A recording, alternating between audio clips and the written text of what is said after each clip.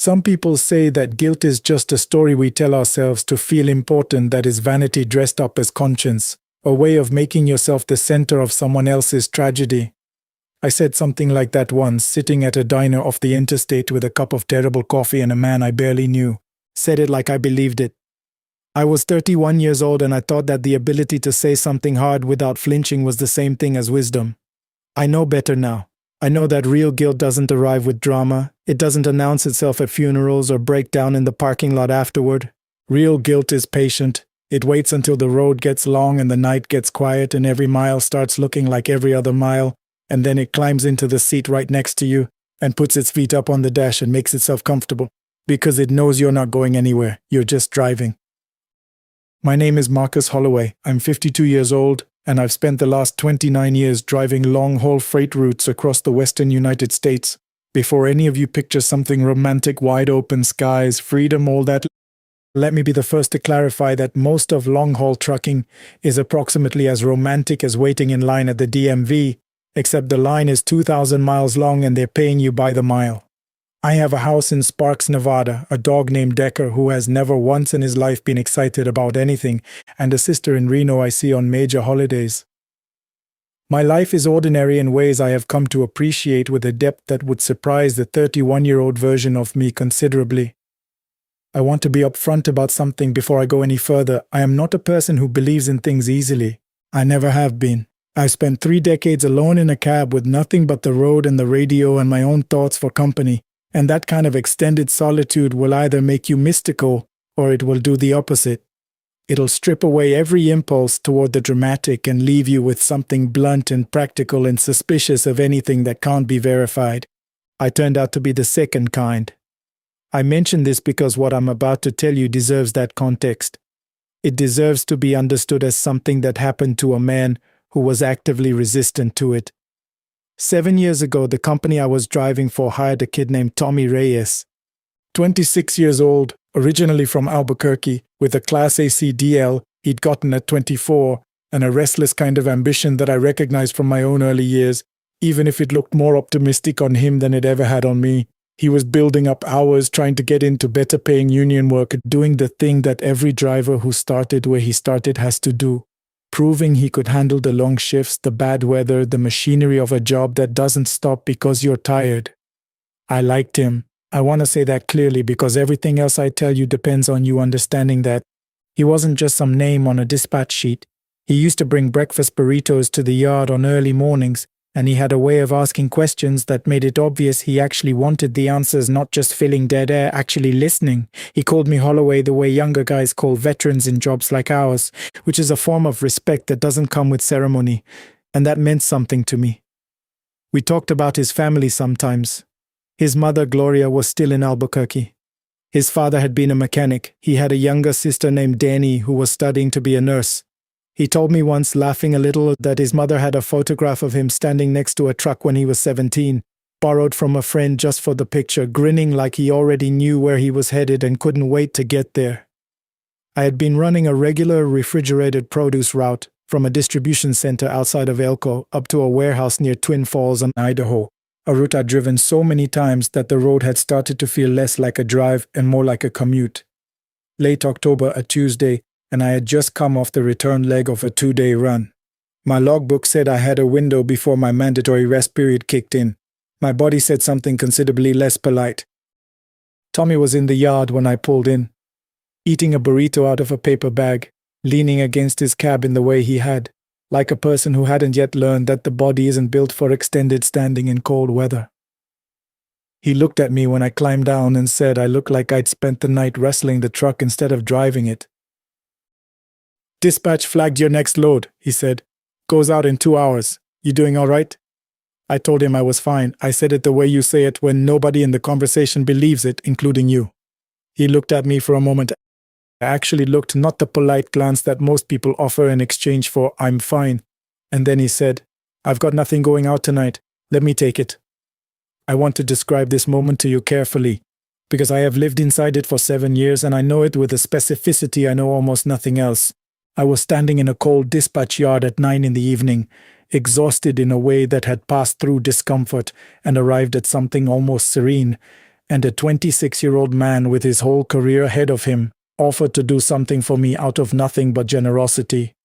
And I said yes, because I was tired, because he was available, because the math was simple and I was too worn down to look past it.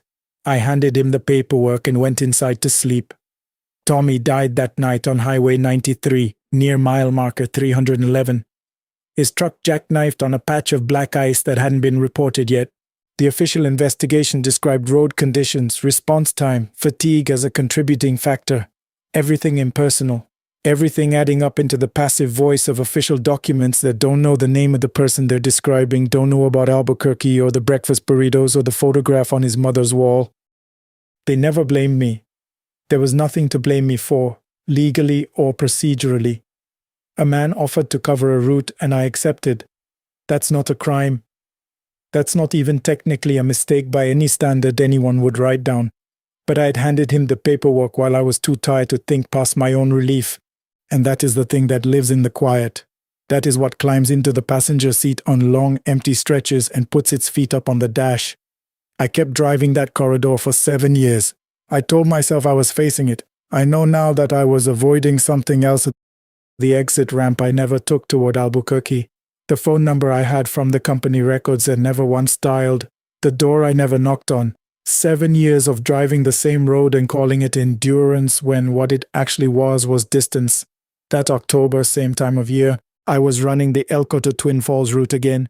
Clear night, cold in the way the desert gets cold when autumn means it dry and absolute, with the sky so clear it almost looked manufactured. I was somewhere on the stretch of Highway 93 I know better than I know most things, and the truck was running well, and the radio was playing something country that I wasn't really hearing. I was just driving. Present the way you get present when you've driven long enough. Not thoughtful, not distracted, just forward. Somewhere around mile marker 305, and my CB radio did something I have never experienced before or since in 30 years of driving. It picked up a conversation.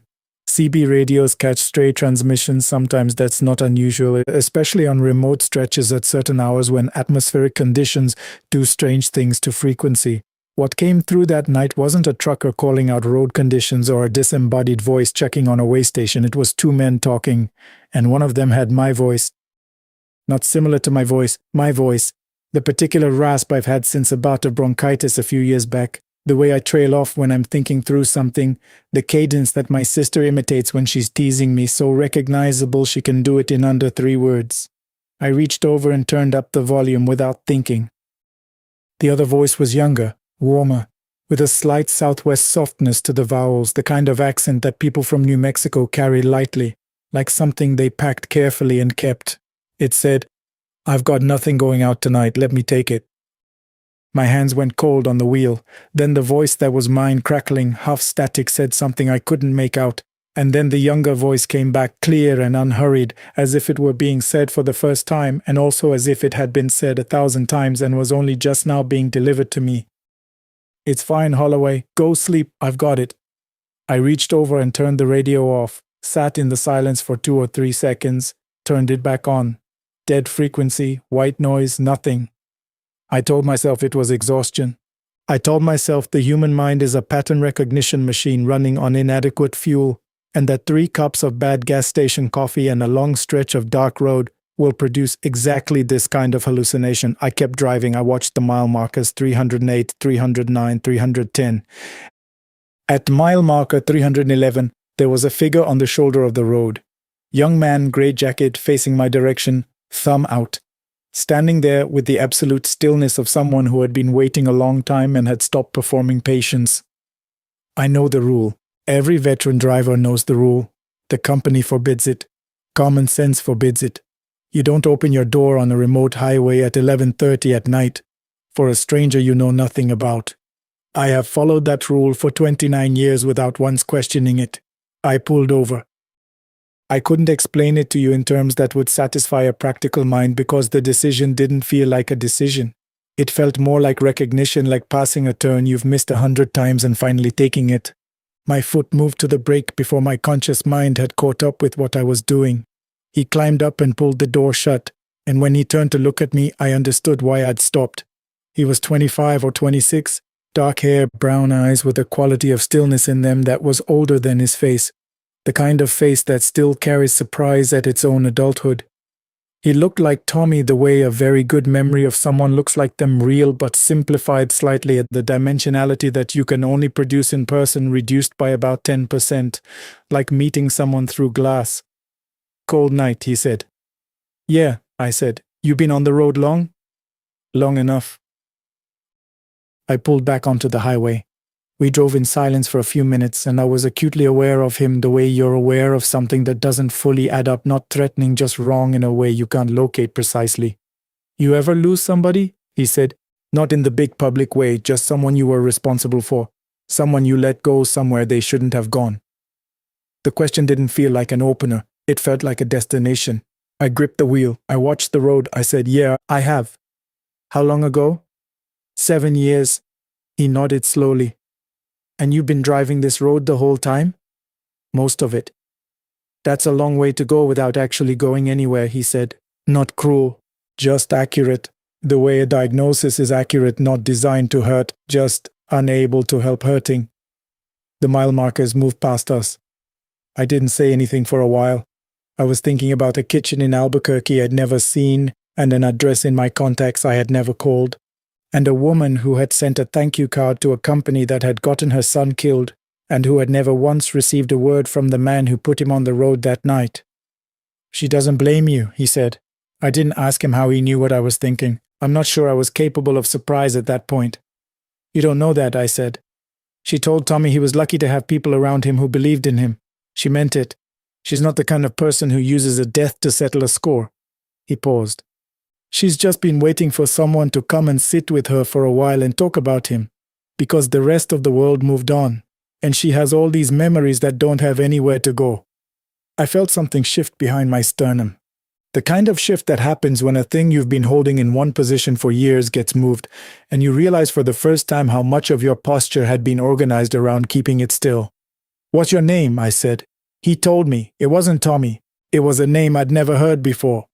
I'm not going to write it out here because some things feel like they belong to the moment they happened and not to the retelling. He said it simply, like it was just information, and then he looked out the windshield at the dark highway ahead of us. At mile marker 318, he said, "This is good." "There's nothing out here for another 20 miles, I said. "I'll be all right." He opened the door. The cold air came in. He stepped down, and before he closed the door, he looked back at me with Tommy's eyes in someone else's face and said, "Go see her, Marcus. She's not angry. She's just been waiting a long time." He closed the door. I pulled onto the highway. I watched my mirrors.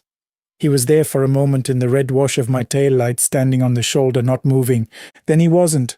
Not gone around a corner, not walked into the dark. Just gone, the way things vanish when you look directly at the place they were and find the looking comes back empty. I drove the rest of the route with both hands on the wheel and a clarity in my chest I hadn't felt in years. It wasn't peace exactly, it was something with sharper edges, more like direction than comfort. I finished the delivery and slept in my cab outside the warehouse in Twin Falls, because I was too undone to drive back that night and too awake to sleep easily. And I lay there in the dark staring at the cab ceiling and thinking about Albuquerque. In the morning I called my dispatcher and told him I needed 3 personal days. He asked if I was dying. I said not this time and that I'd fill him in later. I drove to Albuquerque, 22 hours over 2 days, with an overnight at a rest stop in Utah where I sat in the dark and rehearsed everything I might say when I knocked on Gloria Reyes's door, and arrived at nothing adequate because there is nothing adequate. There is no sentence that covers 7 years. I decided that adequacy wasn't the point. The true thing and the adequate thing are almost never the same, and I was going there to say the true thing, which was simply, I was there that night, and I've thought about your son more times than I can count, and I'm sorry it took me this long to come. She opened the door and looked at me for a long moment. This small woman with Tommy's eyes and the particular stillness of someone who has done a great deal of grieving and come out the other side of it not broken but reshaped. Then she said, "I wondered when you were coming." I sat in her kitchen for almost 3 hours. She made coffee that was extraordinary, the real kind. The kind that people make when coffee is a form of care rather than a function.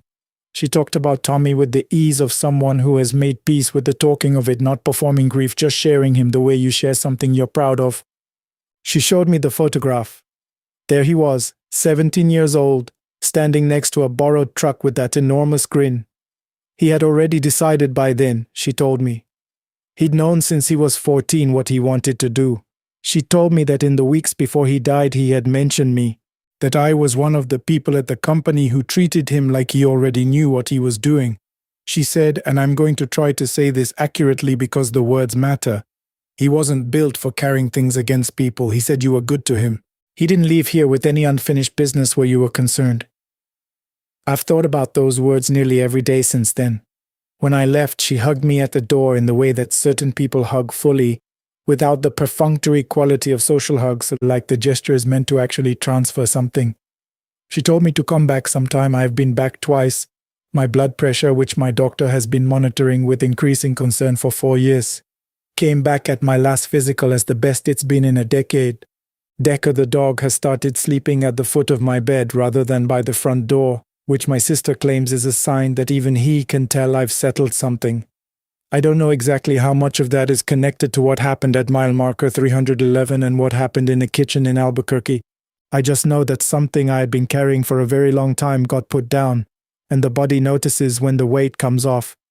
I'm not going to tell you what I think the young man in the grey jacket was.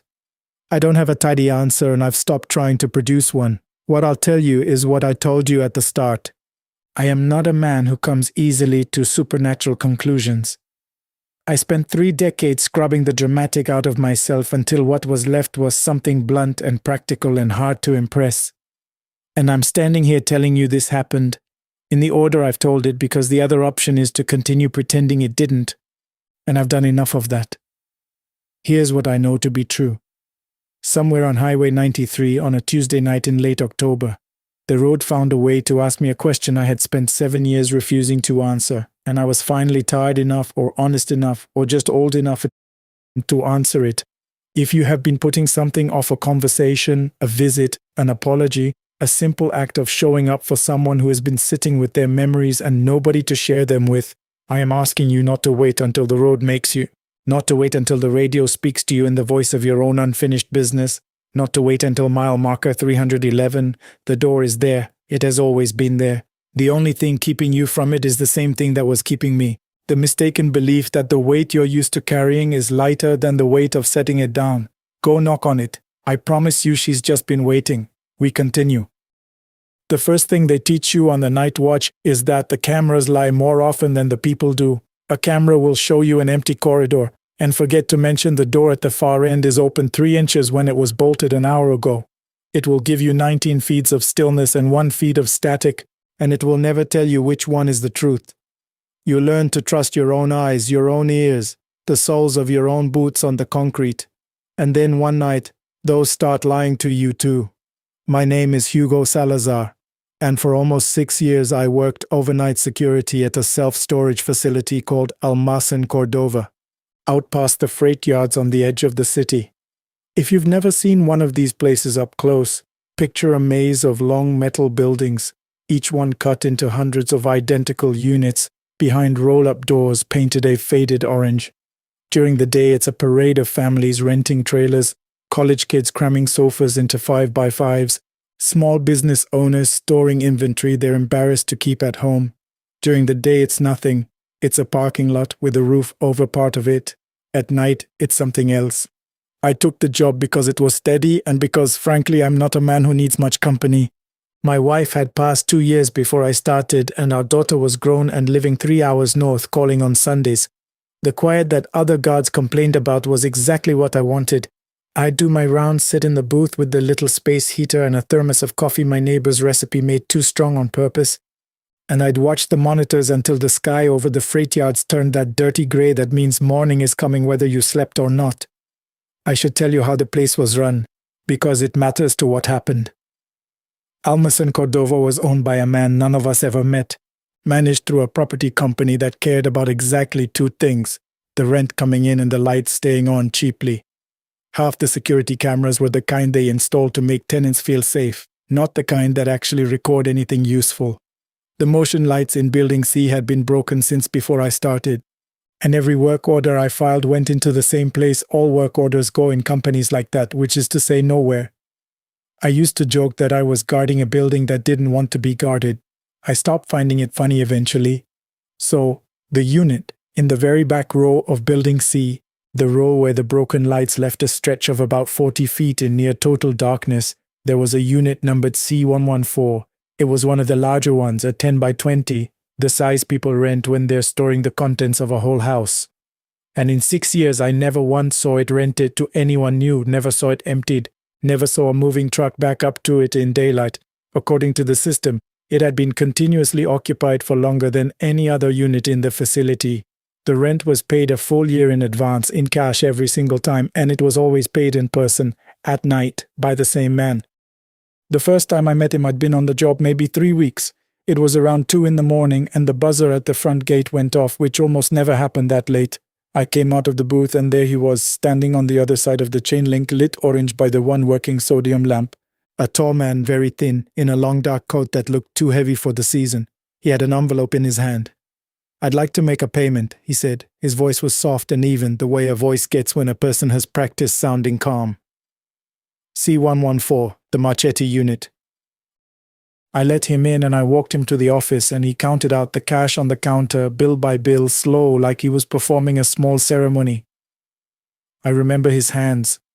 The skin on them was very pale and very dry, almost papery, and the nails were longer than a man usually keeps them. I remember thinking he might be sick.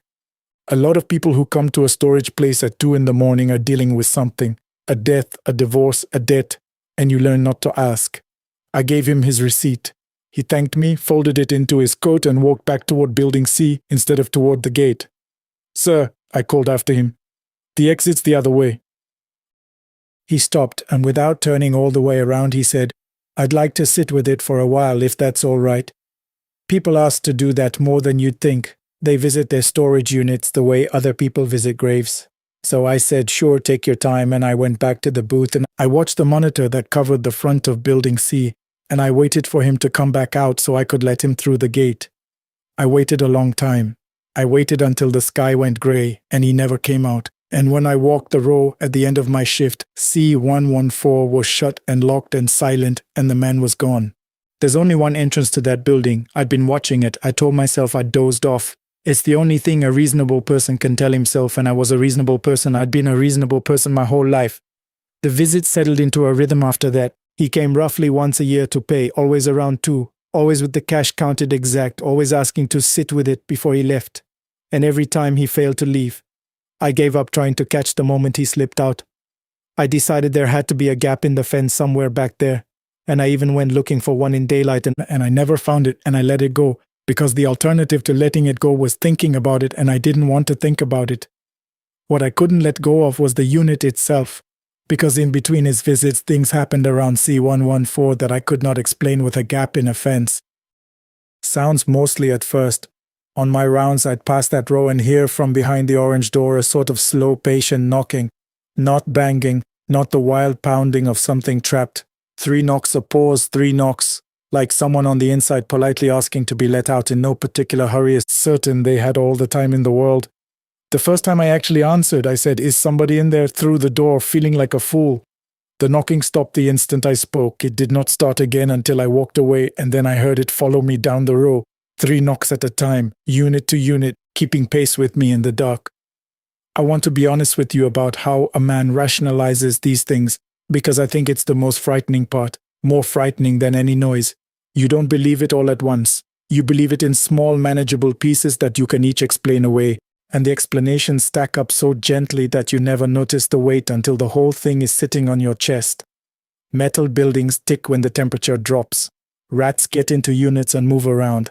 The mind plays tricks at 4 in the morning when you've been awake for 14 hours. Every single one of those is true. I leaned on all of them. They held me up for years. The smell was harder to explain. It came and went, strongest in the warm months, and it was the specific, sweetish, low smell that you don't have to be taught to recognize because something old and animal in you already knows it. The first summer I noticed it, I called the manager and told him I thought an animal had died in or near C114. He told me to put in a work order. You know how that went. I asked if we could open the unit to check since a dead animal is a health issue, and he told me very quickly that we absolutely could not open that unit under any circumstances. that the Marchetti account had some kind of standing legal arrangement, and that I should mind the gate and the cameras and leave C114 alone. He was a bored, indifferent man about everything else at that job. About the unit, he was sharp as a tack. That stuck with me. There was one other person who knew. Her name was Beatrice, and she ran the daytime desk, and we overlapped maybe 20 minutes at each shift change. She'd worked there longer than me, longer than anyone. One morning I came in grey and rattled after a bad night, and I must have looked it because she poured me a coffee without asking and said, "Building C again?" I didn't tell her much. I asked her as casually as I could manage how long the Marchetti unit had been rented. She thought about it. "Since before the company that owns us now bought the place," she said. "Mr. Marchetti rented it. Oh, it has to be 25, 26 years ago. Older gentleman, very polite. Used to come in the mornings back then." She stirred her coffee. "Then he stopped coming in the mornings. Somebody pays it though, always paid up. We're told never to touch it." "You ever meet the man who pays it now?" I asked. "Tall, thin, dark coat?" She gave me a look I have thought about many times since, not a frightened look, a tired one. The look of a person who long ago decided what she was and wasn't going to think about in order to keep a steady job. "I work days, Hugo," she said. "Whoever pays it at night. I make a point of not knowing." And she picked up her things and went home, and we never spoke of it again, and I understood that I was on my own. I'd like to tell you I quit. A smart man, a man who valued his life over a paycheck would have quit. But I'd been doing this work too long, and I'd buried too much of myself in the quiet of that place. And somewhere along the way, the not knowing had become the only thing holding my nights together. So I did the worst thing a person in my position can do. I decided to find out. It was a night in late autumn, no visit from the tall man for almost a year, which I come to recognize as the time when the unit got the most active. I'd brought a heavy bolt cutter from home in a duffel bag, told myself I was only going to look, that if there was a dead animal in there, I'd document it and force the company's hand. That was the lie I drove to work with. I think part of me knew it was a lie even then. I waited until 3, when the night is at its deepest and even the freight yards go still. I took my flashlight and the bolt cutter, and I walked back to Building C, into that 40 feet of broken lighted dark, and I stood in front of C114, and I listened. Nothing. No knocking. The silence behind that door was somehow worse than the knocking had ever been. The silence of something that has noticed you and is waiting to see what you'll do. The padlock was an old brass one, fat as my fist. I fit the bolt cutter to the shackle, and I want you to understand, I had cut 100 locks at that job. Tenants who lost keys, units in default. My hands knew the work, and yet I could barely hold the tool, because my hands had started shaking the way you shake in the cold, except it wasn't cold. It was one of those mild, dead-still nights, and the shaking was coming from somewhere underneath me, somewhere I had no name for. I squeezed. The lock didn't give. I squeezed again, harder, and from directly behind the door, 2 inches from my face, the knocking started. 3 knocks, a pause, 3 knocks. I don't remember deciding to keep going. I remember the lock finally shearing, the brass falling into my hand heavy and warm, warmer than metal that's been sitting in the night air has any right to be. I remember bending to grip the bottom of the roll-up door. And I remember, just before I lifted it, hearing a voice from inside, very soft, very even, a voice I had heard counting cash on the office counter once a year for 6 years. "I'd rather you didn't," it said. But there was no one in the row behind me. I had been watching the row. I was alone in 40 feet of darkness with the unit I had just unlocked, and the voice was coming from inside it. I lifted the door. The flashlight found the inside of C114, and for a moment my mind simply refused the image, the way it refuses a word in a language you don't speak. The unit was full, packed front to back the way people pack a whole house.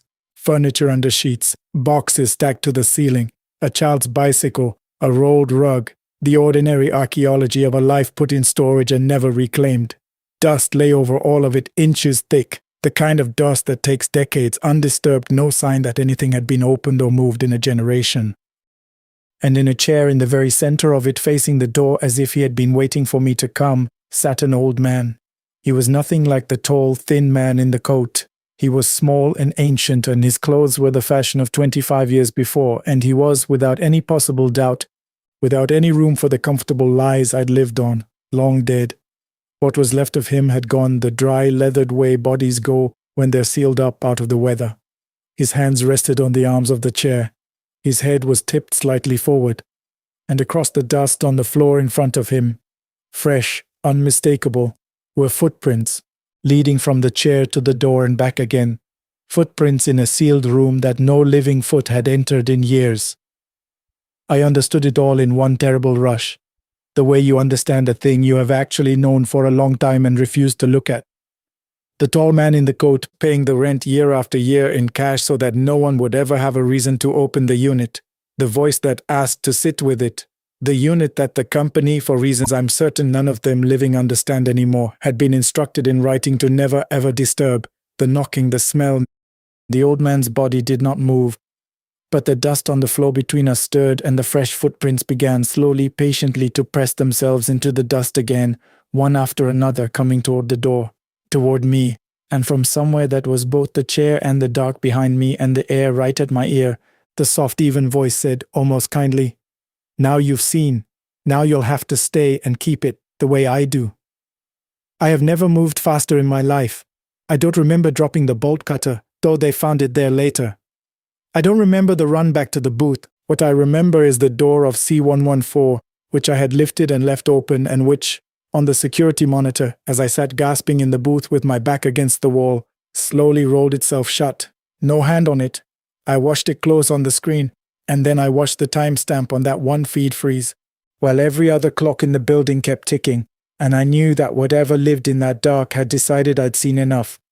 I didn't finish the shift. I called the police from the booth and told them there was a deceased person in a storage unit, which was true, and which is the only part of the story I told them. They came at dawn. They opened C114 with my key. The old man was Aldo Marchetti, deceased an estimated 20+ years, a man with no living family anyone could trace, his death never reported, his rent paid in cash by a person the property company could not produce a single record of, not a name, not a face, not a photograph. The detective who took my statement was a patient woman, and when I'd finished, she asked me, very gently, whether I'd been the one paying the rent all these years, whether this was something I'd been involved in. I told her the truth, that I had no idea who paid it. She wrote that down. I could see she didn't believe me. I didn't blame her. I wouldn't have believed me either. I quit that morning. I never went back, not even for the last check which they mailed. You'll want to know what it was, and I can't tell you because I don't know. I've turned it over 1,000 times. I think Aldo Marchetti put something of himself in that room and could not bear to leave it, and I think the tall man in the coat was the shape that something wore when it needed to walk among the living and keep the world from prying open the door. I think the company knew enough to be afraid and not enough to do anything but obey, and I think I was supposed to be the next one to pay the rent year after year, in the dark, counting out the bills, asking to sit with it a while. What I keep coming back to isn't the body or the voice or the door closing on its own, it's the footprints, fresh footprints in decades of undisturbed dust, walking from a dead man's chair to a door and back, over and over year after year, in a room no one was ever meant to open. Something in there had been pacing that little path for a very long time, the way you pace when you're waiting for someone. I've worked other jobs since, daytime jobs, all of them. I keep my lights working. I answer my own door, and on the nights I can't sleep, the only thing that brings me any peace at all is the knowledge that I never, not once, agreed to keep it. We continue. People who have never served picture the worst night of an army career as the one with the most gunfire. Mine had none at all, not a single shot. I want to say that up front because for years I told this story badly, leaning on the parts that sound like a war movie, and the parts that sound like a war movie are the parts that don't matter. I'm a retired signals sergeant now. 22 years in uniform, the last 9 of them spent doing the least glamorous job the army has, keeping the radios alive. Somebody has to. You can have the best infantry in the world, but a soldier who can't call for help is just a man alone in the dark with a rifle.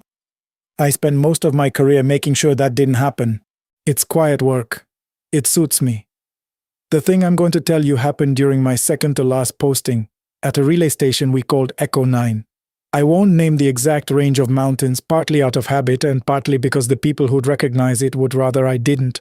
It's enough to say it sat at almost 3,000 meters, on a shoulder of rock above a pass that the locals had been using to cross the border for about 400 years, and that the army had been trying to watch for about 40. Smugglers used it. So did people with no papers and nowhere else to go. Our job was to relay the radio traffic of the patrols working the lower trails, because at that altitude a signal that died in the valleys could still bounce off our antenna and reach the base on the far side. That was the whole purpose of Echo 9. We were a mirror. We caught voices and threw them somewhere they could be heard. The station was small, a prefab building bolted to the rock, a diesel generator that we babied like a sick child, a mast bristling with antennas, a perimeter of chain link fence that existed mostly to keep the wind from rolling our equipment down the mountain. 2 men ran it at a time on 2-week rotations, and for most of that fortnight the 2 men spoke to almost no one but each other. My partner on the rotation I'm telling you about was a corporal named Devlin. Good man, younger than me, sharp, with the kind of dry humor that makes the cold easier.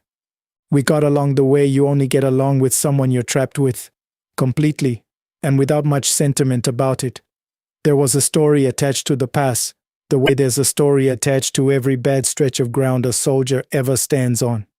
11 years before I got there, a patrol had gone up the trail in winter and never come down. 6 men. A storm had closed in faster than the forecast, the kind that drops visibility to the length of your own arm, and they'd radioed that they were turning back, and then they simply stopped radioing. The search lasted 3 weeks. They found 1 body in the spring, far higher than the patrol should ever have climbed, and never found the other 5. Their call sign had been Lantern. The army retired it, the way they retire the numbers of certain players, and nobody at Echo 9 used the word lightly. You didn't joke about Lantern. It was the one thing the rotating crews handed down to each other like a key. I'd been at the station 8 days when it started. It was a little after 2 in the morning. I remember the time because I'd just relieved Devlin and he'd gone to sleep, and I was alone with the hiss of the open channels and a cup of coffee that had already gone cold. At that hour the radio is mostly weather. Atmospheric noise, the long breathing static of the upper air, the occasional ghost of some distant broadcast skipping off the ionosphere and landing where it had no business being. You learn to read it the way a fisherman reads the surface of the water. Most of it is nothing. Then a voice came up on a channel that should have been dead. It was faint, buried in static, and at first I took it for Skip some patrol 200 kilometers away, whose signal had bounced off the cold sky and into our antenna by accident. It happened. I leaned in and adjusted the squelch, more out of professional reflex than interest. Repeat, requesting bearing to base. Visibility 0. I waited for the call sign. Every transmission ends with 1. It's drilled into you until it's instinct, like signing your name. When it came, the static peeled back for just a second and I heard it clean. This is Lantern. Lantern, requesting bearing. Anyone on this frequency, come back. I'll be honest with you. My first reaction wasn't fear, it was annoyance. I assumed some idiot at another station was using a retired call sign, either because he didn't know better or because he thought it was funny, and I made a note to find out who and report it. I keyed my mic. Station using call sign Lantern, that designation is retired. Identify yourself with your proper call sign, over. Nothing, just the static folding back over the channel like water over a stone. I sat with it for a while, then I logged it. 0207, anomalous transmission, retired call sign Lantern, source unknown, and I let it go because logging a thing and letting it go is most of what the job actually is. It came back the next night, and the one after that. By the 3rd night Devlin had heard it too. We were both awake, which we shouldn't have been, sharing the kind of cigarette you share when you can't sleep and won't admit why. The voice came up at almost exactly the same time, a little after 2, and Devlin went very still in the way men do when their body understands something before their mind catches up. That's Lantern's call sign, he said. I know. Sarge, that's... He stopped. He was a practical man, and the practical explanation wasn't coming. That's somebody's idea of a joke. It has to be. I didn't answer, because I'd already done the work that ruins the joke. I'd pulled the logs. The transmission wasn't bouncing in from another station. The signal strength was wrong for that. Far too strong, the way a voice is strong when the man speaking is close. And the words weren't random. Over 3 nights I'd written them down and they fit together. They were the traffic of a patrol caught in a storm and trying to find its way home, requesting a bearing, reporting 0 visibility. A man's voice growing over the nights, more tired and more afraid.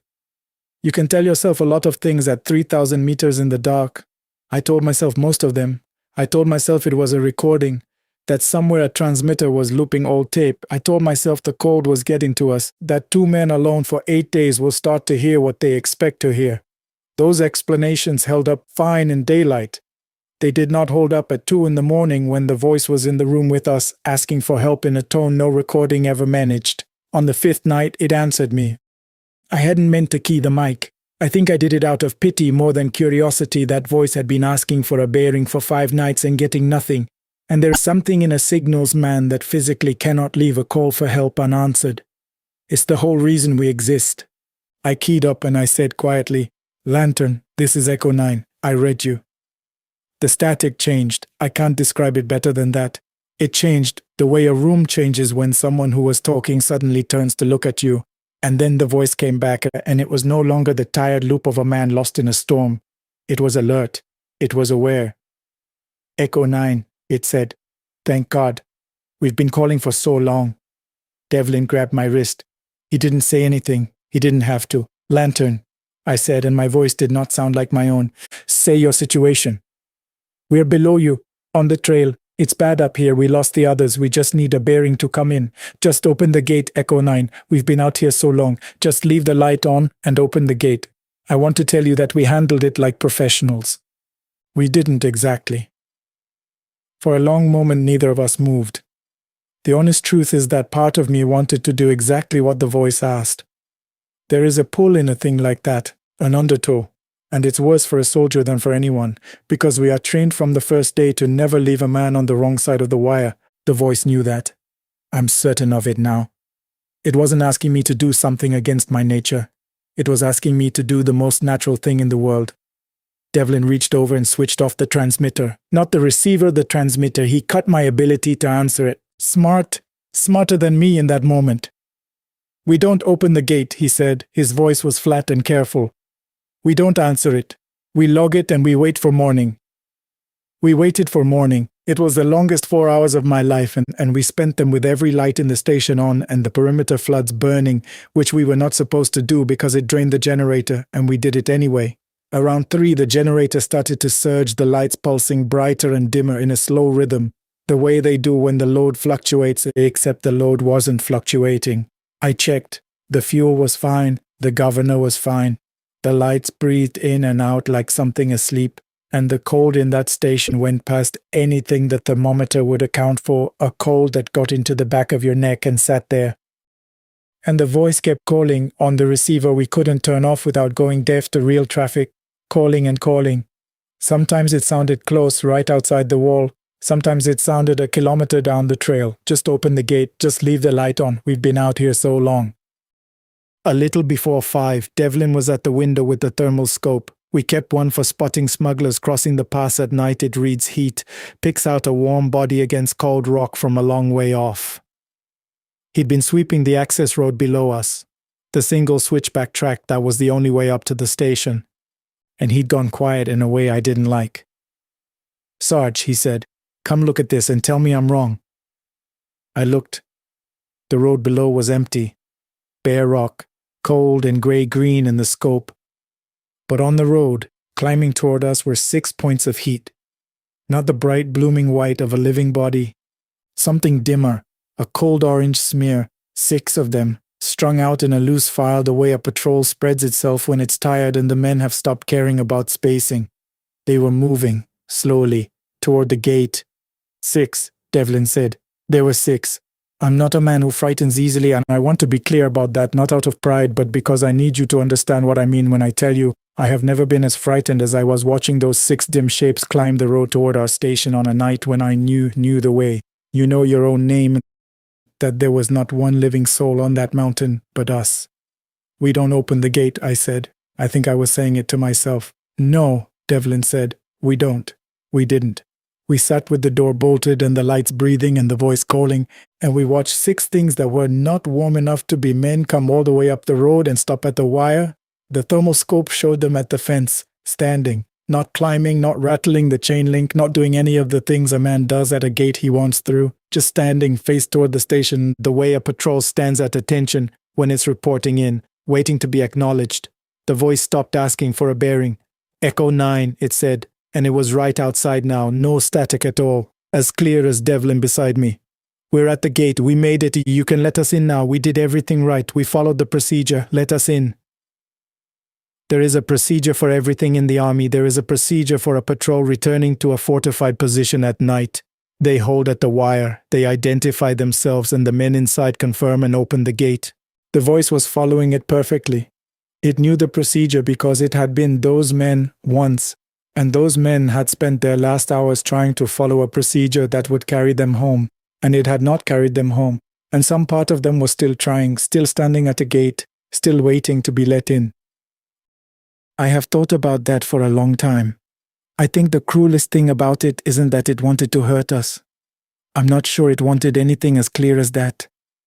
I think it was just a habit that had outlasted the men who made it, a call for help that had been thrown out into the cold sky 11 years ago and had been bouncing off the mountain ever since, looking for the one thing a soldier is trained to give and can't help giving, an answer. The sun came up at 6:20. I have never in my life been so glad to see a thing as ordinary as the sun. The light came over the eastern ridge, grey and then gold, and in the scope the six shapes did not retreat or fade or do anything cinematic. They were simply, between one sweep and the next, not there. The road was bare, the wire was bare, the voice was gone, and the channel it had used was dead static again, the ordinary breathing of the upper air, and the generator settled back to its normal grumble as though nothing had leaned on it all night. We didn't speak for a long time. Then Devlin made coffee and we drank it, and that was the closest either of us ever came to talking about it for the rest of the rotation. There was an inquiry of a sort, not into what we'd seen into the generator. Running the perimeter floods all night had burned through fuel we were supposed to account for, and the maintenance log showed the surging, and somebody at base wanted to know why. We told them we'd had an intruder alert on the wire, possible smugglers, and lit the position up as a precaution. It was even half true. They accepted it. The retired call sign in my log they put down to atmospheric skip from another sector, and I let them because the alternative was a conversation that ends with a man in a quiet office writing notes about your fitness for duty. I finished my rotation, I finished my career a few years later without anything like it ever happening again.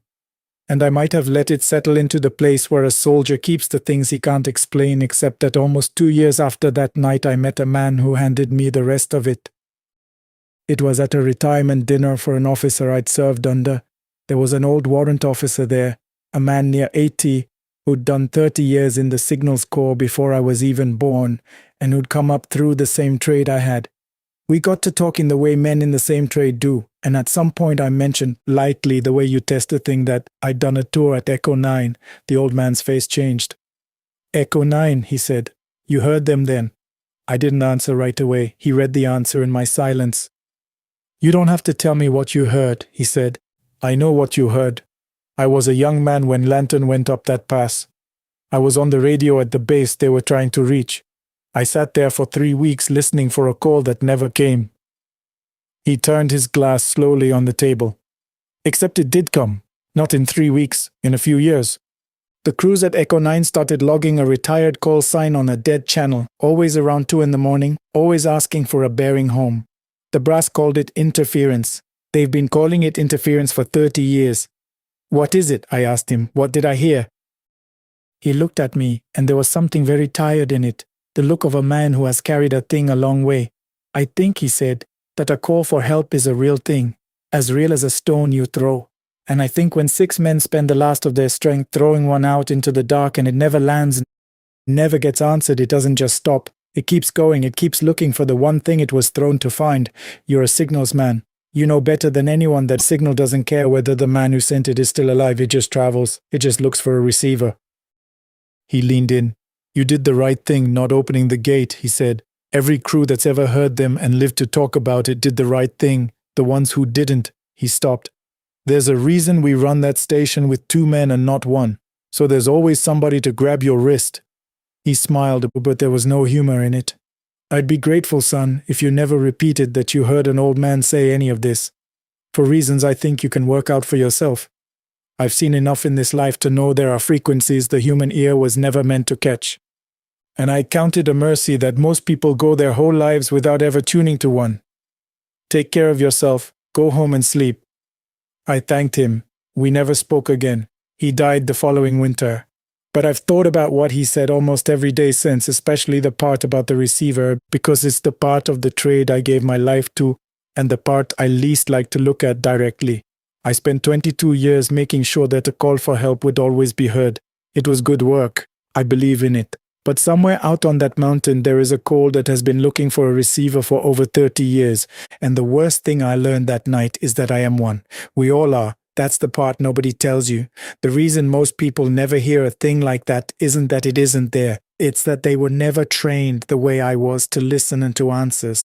So if you're ever alone somewhere very high and very cold late, with the static breathing in your ear, and a voice comes up on a channel that should be dead, and it knows the procedure, and it asks you very politely to leave the light on and open the gate, I'll tell you what an old man once told me, and what kept me alive.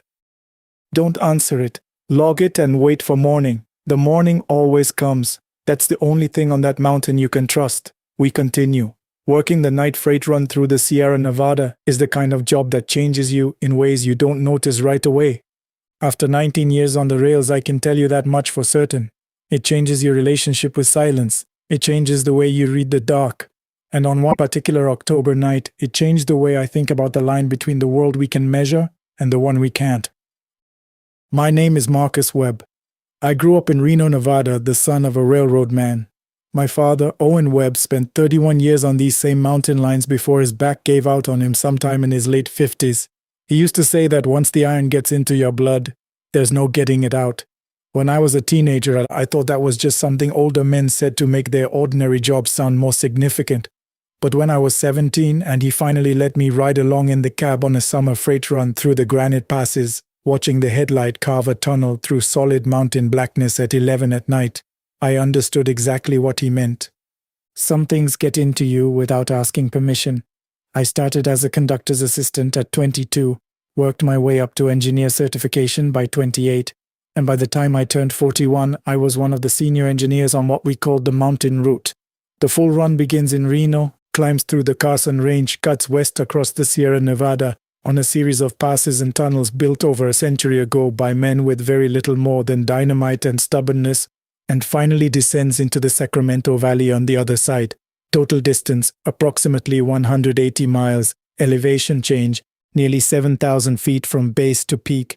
In terms of technical difficulty and sheer atmospheric drama, there isn't a better stretch of freight railroad in the western United States. It was mine, and I was proud of it. Most of my colleagues preferred day runs. You could see where you were going. The visibility margins were wider, the wildlife crossings more predictable, and honestly, you could appreciate the scenery. But I had always been drawn to the nights. There is a quality to those mountains in the dark, a particular quality that I find almost impossible to put into words. The world quiets down completely. The only things that exist are you, the engine humming under you, the two rails of track stretching ahead into the headlight beam, and 60 miles of ancient granite rising on either side. It strips everything else away. My wife Diana, who had a way with words that I have never been able to match, told me once that what I was really describing was the feeling of being the only person left alive on Earth, and that most people would find that terrifying while I found it peaceful. She was right, and she was also one of the very few people who never tried to talk me into a day shift. Diana passed 3 years before the night I'm telling you about. A far stillness, the kind that announces itself quietly and then moves without mercy. Her absence turned the house we'd shared into a place I didn't quite know what to do with. The night runs became something more than professional preference after that. When I was in the cab at 11 p.m. with the wind pressing against the windows and the tracks singing under 80,000 tons of rolling steel, I wasn't in an empty house. I wasn't in any house at all.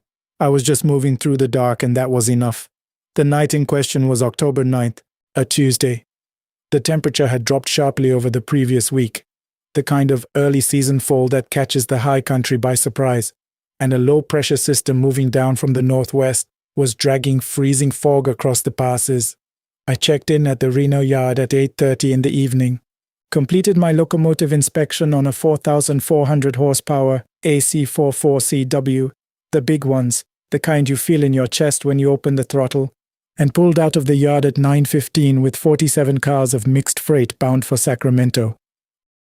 I had my coffee in the insulated thermos that Diana had given me the Christmas before she got sick. I still use it. I know that sounds strange to some people, but there are things you just can't bring yourself to box up and put away, and for me that thermos is one of them.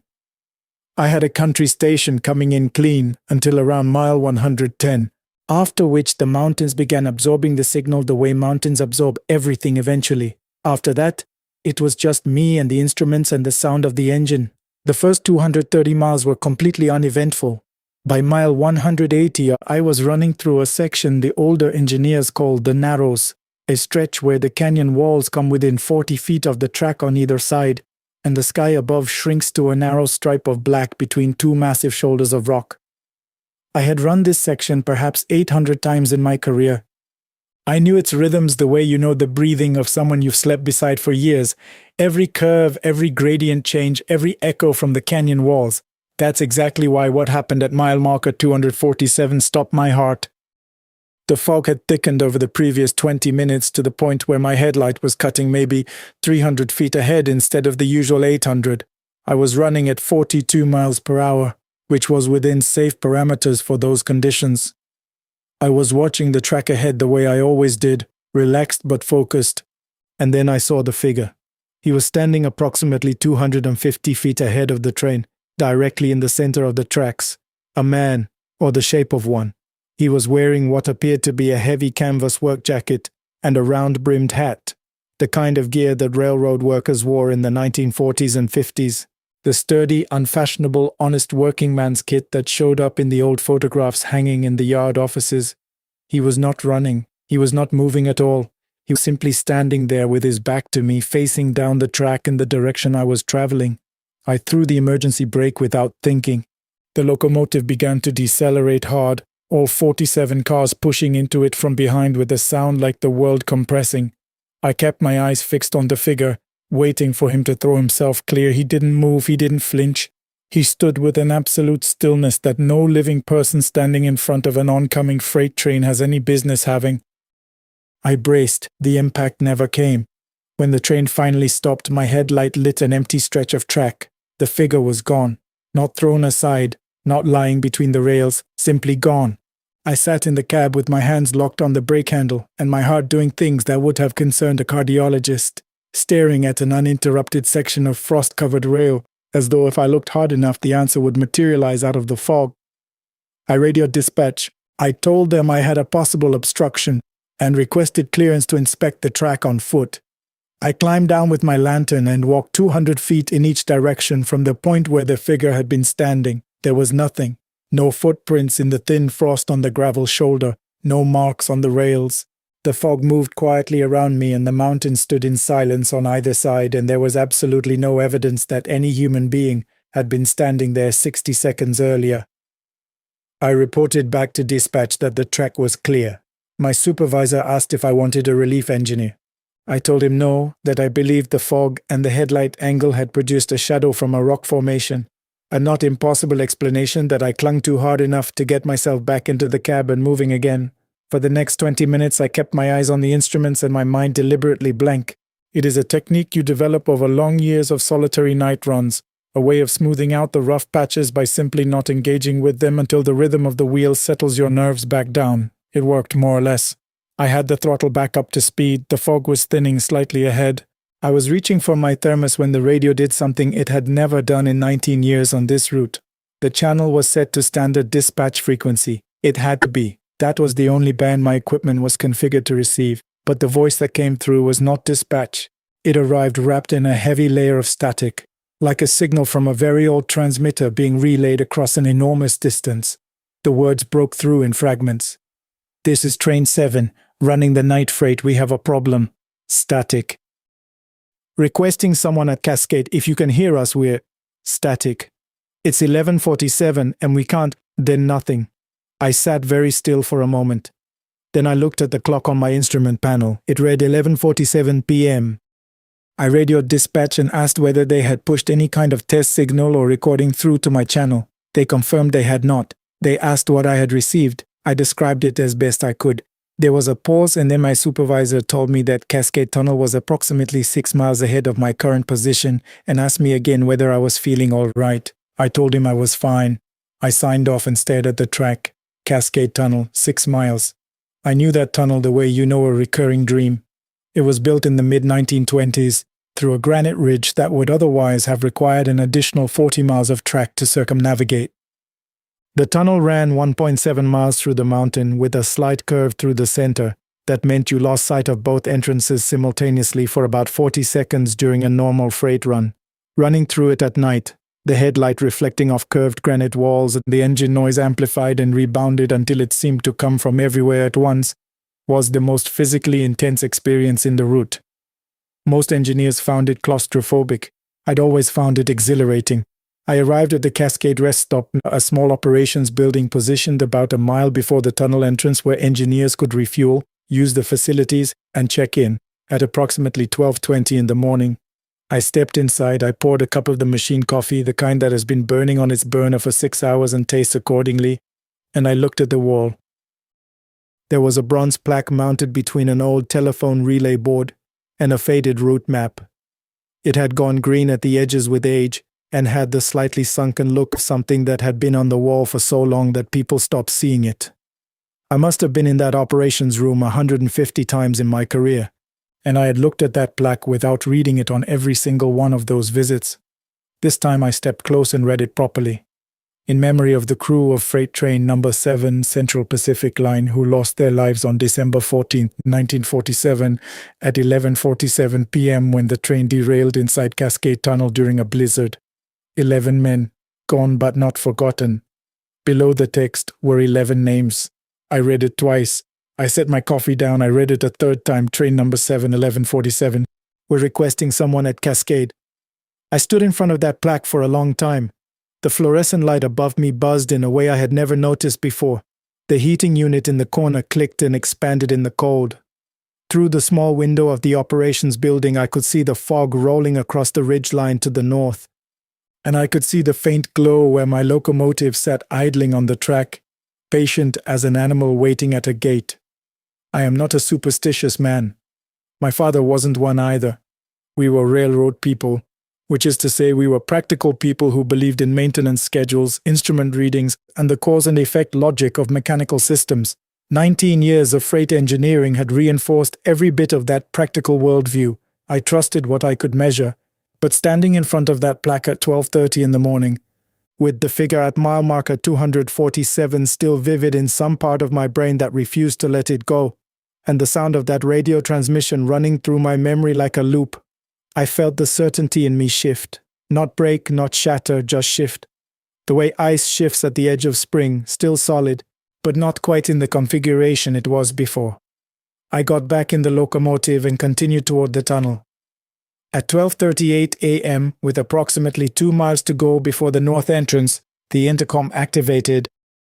The intercom in a freight locomotive connects to speakers distributed throughout the cars behind the engine. It is used for emergency communications with personnel riding in the rear cars. I had no personnel. I had 47 cars of industrial freight and nothing alive back there, except the vibration of the wheels on the rails. The intercom activated at 12:38 and I heard men talking. Not one voice, several.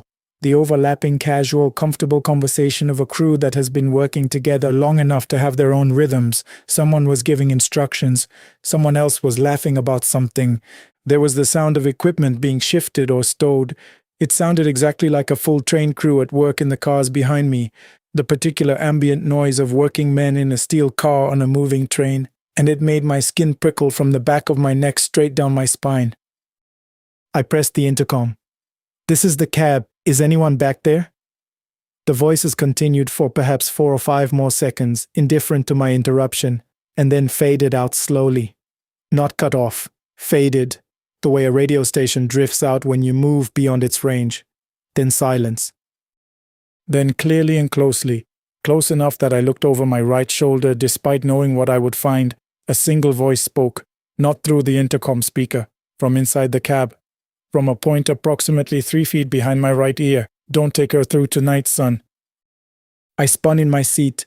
The cab was empty. I was 600 feet from the tunnel entrance. The green clearance light at the north portal was lit and steady. My instruments showed nothing abnormal. No obstruction alert, no speed restriction, no atmospheric warning. My telemetry was clean. Everything in front of me said proceed. I put my hand on the brake and sat there. I want to be precise about what those next 60 seconds were like because I think they matter. This was not a case of a frightened person reacting emotionally in the dark. I was aware, very clearly aware, of everything that stopping that train without cause would mean. I was aware of the paperwork, the mandatory incident review, the professional questions that would follow. I was aware that I could not tell anyone the real reason. I was aware that in 19 years I had never stopped a train without either an instrument alert or a dispatcher order, and that there were very good reasons that protocol existed. A stopped freight on an open mountain line is itself a hazard.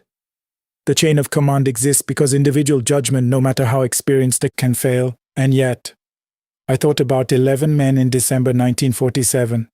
11 men who had almost certainly had clean instruments, a green clearance light, and every professional reason to proceed into that tunnel.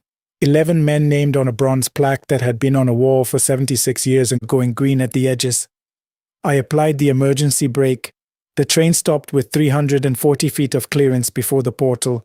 My supervisor's voice came over the radio inside 90 seconds. He sounded alarmed. Webb, I've got a hard stop on your position with no trigger event. What happened? I'm flagging a potential anomaly in the tunnel approach, I said. My voice surprised me with its steadiness. Requesting maintenance to inspect Cascade before I proceed. Your telemetry is completely clean, Marcus. I'm not seeing anything. I know what the telemetry shows. I'm asking for eyes in the tunnel. A pause. In that pause, I could feel him calculating the cost of what I was asking. The delay to the Sacramento arrival, the maintenance crew dispatch at 1 a.m., the questions from the yard manager in the morning. This goes in the report. I understand that. Maintenance is en route. Hold your position. I waited in the idling locomotive for 1 hour and 17 minutes and I didn't touch the thermos. I watched the green light at the tunnel portal and I listened to the wind working against the granite canyon walls. And I thought about Diana. Not with sadness particularly, but just thought about her.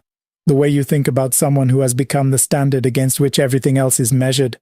She would have had something to say about all of this. I was sorry I couldn't hear it.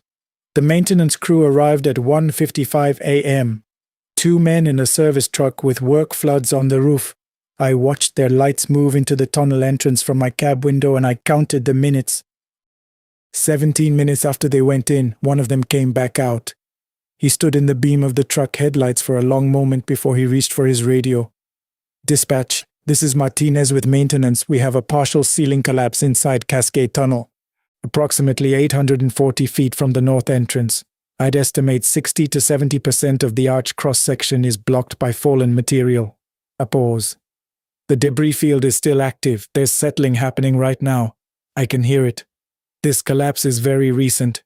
The rock dust was still moving when we got there. Dispatch went silent for 5 full seconds. Copy that, Martinez. Closing the tunnel. Webb, reverse to the Cascade rest stop and hold for further instruction. This is going to take some time. I sat with my hand on the reverser for a moment before I moved it. 42 miles per hour. That had been my running speed at that section of the route. I would have entered the tunnel and hit the collapsed section at somewhere between 40 and 45 miles per hour. 1.7 miles of enclosed granite tunnel, 47 cars of freight pushing from behind and nowhere for any of it to go. I backed the train to the operations building and parked. I went inside and I sat down across from that plaque and I looked at it for a long time. The investigation took 3 days. Geological assessment concluded that a combination of water infiltration from the recent rainfall, the sudden temperature drop, and a minor seismic event recorded earlier that week at 2.3 magnitude had severely compromised a section of the original 1920s masonry arch. The collapse had likely begun within 45 minutes to an hour of my stop, which meant it had almost certainly still been structurally sound as I sat waiting in the locomotive, and would have given way at almost exactly the moment I would have reached that section of the tunnel. The incident report credited me with exercising appropriate caution based on experienced professional instinct during adverse visibility conditions. My supervisor shook my hand in the yard office with an expression on his face that told me he didn't fully believe his own explanation but was willing to live with it.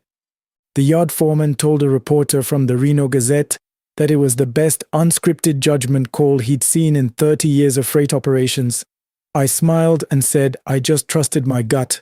I never told anyone what I actually heard. I've thought many times about whether I should, but some experiences exist in a register that ordinary language doesn't quite reach, and trying to force them into that register usually just makes them smaller than they actually are. So I've kept it. It's mine. I still run the mountain route. I've been through Cascade Tunnel 300 or more times since that October, and it has never given me a moment's trouble. The arch was rebuilt with modern reinforced concrete, and the geological assessment cleared it completely. There is nothing wrong with that tunnel, but every time I approach mile marker 247, I blow the horn 3 times, long, slow, deliberate, the way the old-timers used to signal a grade crossing, respectful and unhurried. I started doing it the first time I ran that section after the incident, without quite deciding to. It felt like the right thing. It still feels like the right thing. I think about those 11 men, about what the inside of that tunnel must have looked like in December 1947, when the mountain moved and the lights went out, and 11 men who had done everything right ran out of road. They were working people, practical people, people who believed in the measurable world the same way I do. And I believe that somewhere in the space between that world and whatever comes after it, they noticed a freight engineer who reminded them of someone they used to be, running their tunnel on a Tuesday night in October. And they decided that 11 was enough. Diana would have had a word for what they did. She was good with words. She'd have found exactly the right one. I've been looking for it for 3 years now, and I haven't found it yet. But I know what I heard, and I know what didn't happen because I heard it. That's enough for me. We continue. My name is Daniel, and for the better part of 14 years, I've made my living behind the wheel of a freight truck. I haul produce, mostly potatoes, onions, crates of avocados, sometimes flowers when the season is good, up and down the mountain corridors where the road climbs so high that your ears pop and the engine groans like a tired animal. I learned the trade from my uncle who raised me after my father left, and he used to tell me that a good driver isn't the one who knows how to drive fast, but the one who knows when not to. I didn't understand that for a long time. I understand it now. I'm telling you this story because I've carried it inside me for almost 6 years, and I've only spoken it out loud twice. Both times the person listening gave me that polite little smile people give you when they think the long hours and the loneliness of the road have finally cracked something loose in your head. So I stopped telling it. But lately it has come back to me in my sleep, the way old debts come back. And I think the only way to set it down is to say it plainly to someone who works the same roads I do, who knows how strange the mountains can get when the sun goes down. It happened in the rainy season the year my daughter turned 8. I had a load of onions and seed potatoes that needed to reach a wholesale market in a town on the far side of the range before dawn, because the buyer paid a premium for the first trucks through the gates. It was good money, the kind that pays for a birthday and the month's rent in one trip, so I took it without thinking much about it.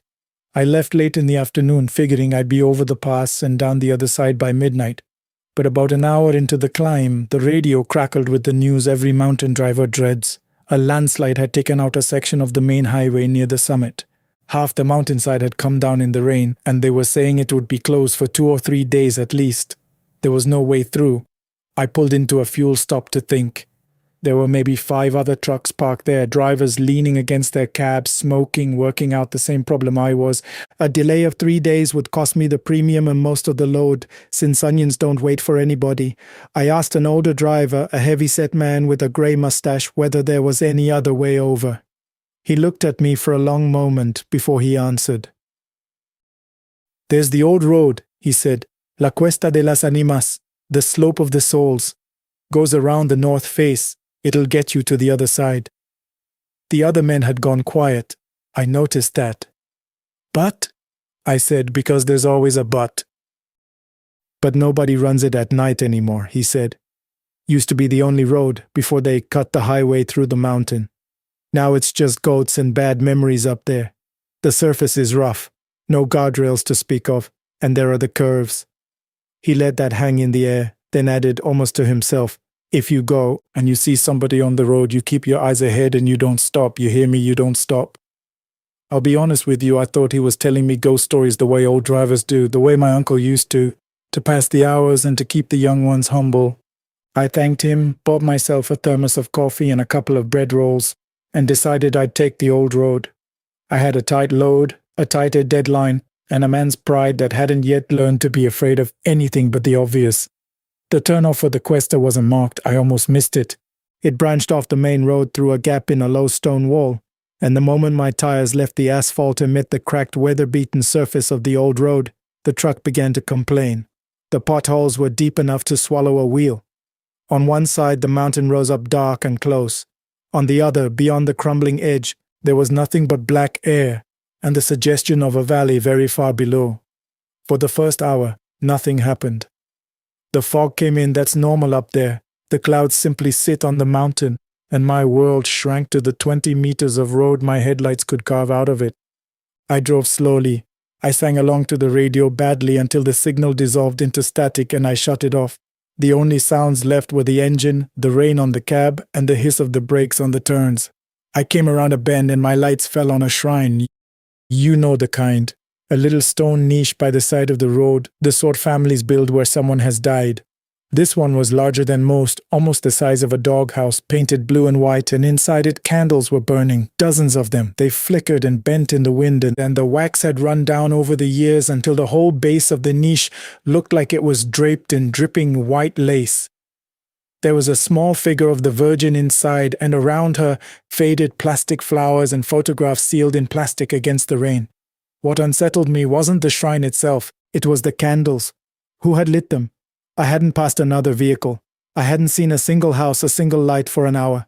And yet those candles were freshly burning, their flames tall and steady, as if someone had touched a match to them only minutes before. I remembered the old driver's words, "If you see somebody, you don't stop." I kept my foot steady on the accelerator and drove on, but I crossed myself as I passed, the way my mother taught me, and I told myself it was just respect for the dead. It was maybe 10 minutes after the shrine that I saw the woman. She was standing at the very edge of the road, at the outside of a long curve, right where the ground fell away into the dark. She wore a dark shawl over her head and shoulders, and in her raised hand she held a lantern, not a flashlight, an actual old oil lantern, glowing a deep amber. She was facing me, and as my headlights swept across her, she lifted the lantern higher, slowly, deliberately, swinging it from side to side. Every instinct in my body told me to stop. A person, alone on a mountain road in the rain, at night, of course you stop. That's what decent people do. My foot came off the accelerator and drifted toward the brake. And then I heard the old driver's voice in my head, clear as if he was sitting beside me. "You don't stop." I'm not a superstitious man, but there was something about the way she stood, perfectly still while the wind tore at everything else. The way the lantern light didn't seem to touch her face under that shawl, that turned my blood to cold water. I put my foot back on the accelerator. As I passed her close enough that I could have reached out the window and touched her, I forced myself to look straight ahead. I did not look at her face. I have thanked God 1,000 times since that I did not look at her face.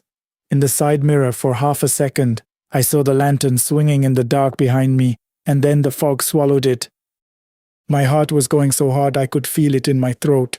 I told myself she was real, a flesh and blood woman, maybe a local whose car had broken down, and that I'd done a cowardly thing leaving her there. The guilt of it ate at me for the next several kilometers. I even slowed down, half thinking I should turn back. But there was no place to turn a truck that size on that road, and so I kept going, sick with myself. Then I came around a bend, and my lights fell on the shrine again, the same shrine. Blue and white, the same dripping candles, the same plastic flowers. For a moment I thought my mind was playing tricks, that all mountain shrines look alike. But no, there was a photograph in the niche with the corner peeling up in exactly the same way I'd noticed before. The same virgin with the same chip in her painted robe. I'd been driving steadily uphill away from that shrine for nearly 20 minutes. There was no loop in the road. There was no way I could have come back to it. And yet there it was. I stopped the truck. I sat with my hands locked on the wheel, and I made myself breathe. I told myself there had to be a logical explanation to identical shrines, exhaustion, the fog confusing my sense of distance. I almost believed it. That was when the child stepped into the road. He came out of the fog from the uphill side into the cone of my headlights and stood directly in the middle of the road facing me. A boy, perhaps 6 or 7 years old, barefoot, in clothes that looked too thin for the cold. His head was tilted down. I couldn't see his face clearly. He didn't move. He didn't shield his eyes from the headlights the way any living person would. He just stood there in my path, and slowly he lifted one small hand and beckoned to me. Come closer. I did not move. I want to be very clear about that because of everything that happened that night. It's the part I'm proudest of. Every part of me wanted to get out, to go to that child, to gather him up out of the rain. He was a child, but there was a wrongness to him that I felt in my teeth, the way you feel a sound that's too low to hear. The fog seemed darker around him, and the longer I looked, the more I had the terrible sense that if I got out of that truck, I would not get back in it. So I leaned on the horn. I held it down long and loud, the sound bouncing off the mountain walls, and I shouted at him through the windshield, my voice cracking, telling him to get off the road, to go home.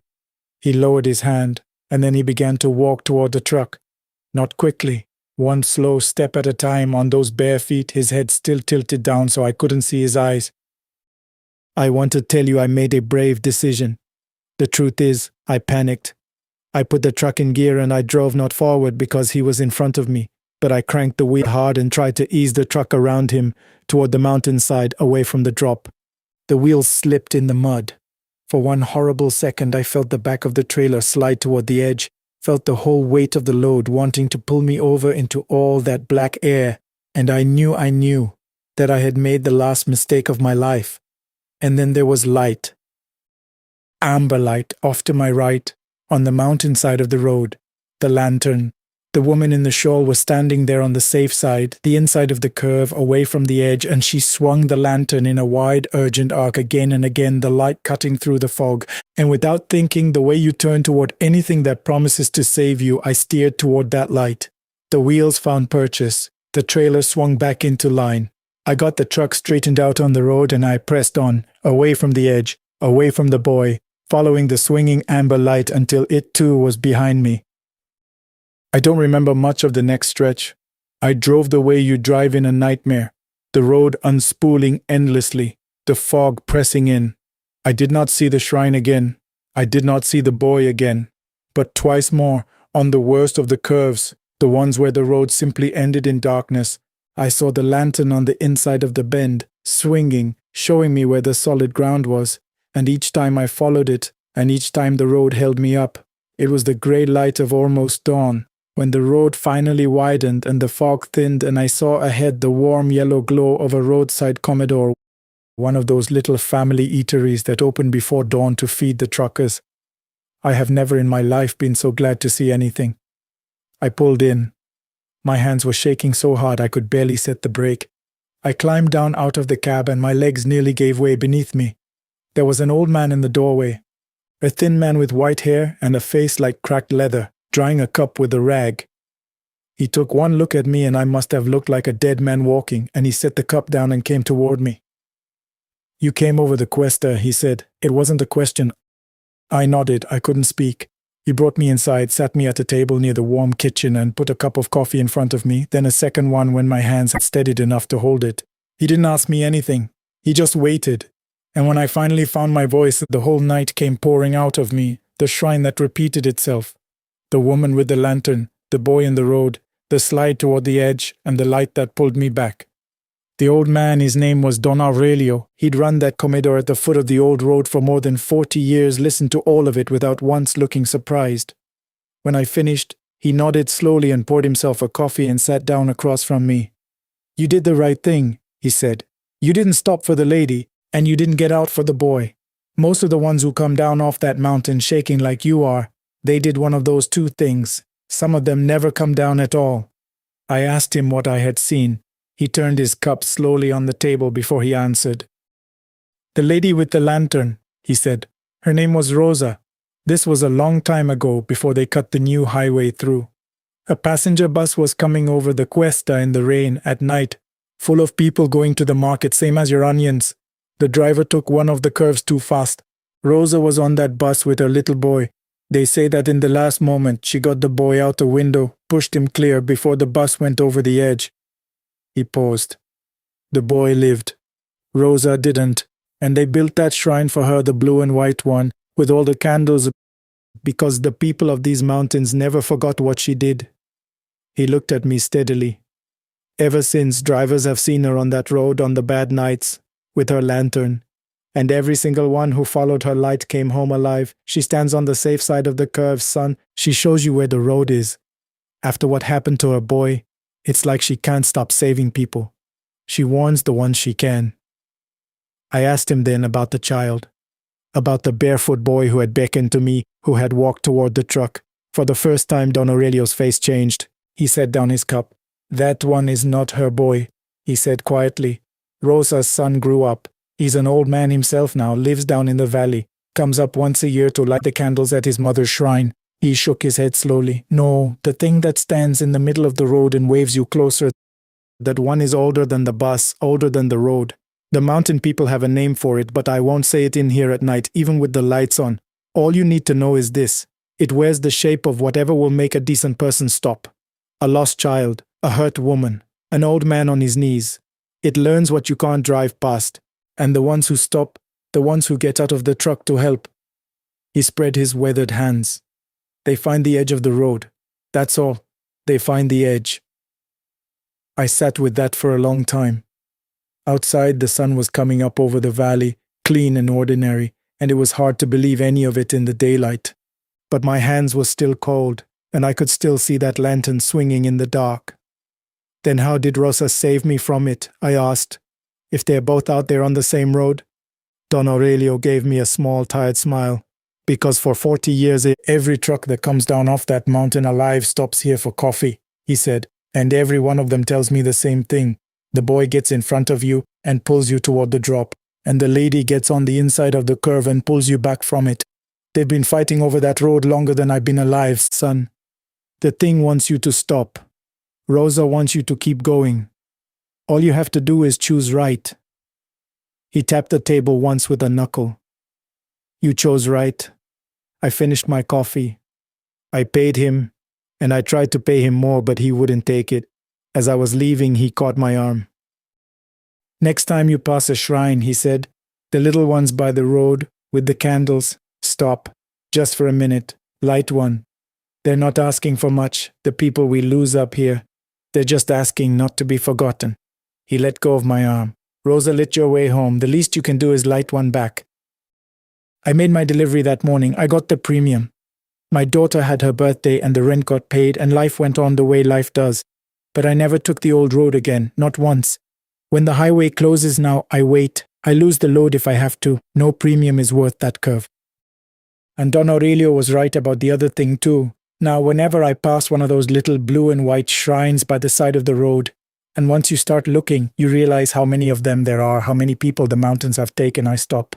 I climb down, I light a candle, and I stand there for a minute with my hat in my hands, and I think about a woman named Rosa who pushed her son out a window in the last second of her life and has spent every night since standing in the rain swinging a lantern so that strangers like me can find their way back to their own children.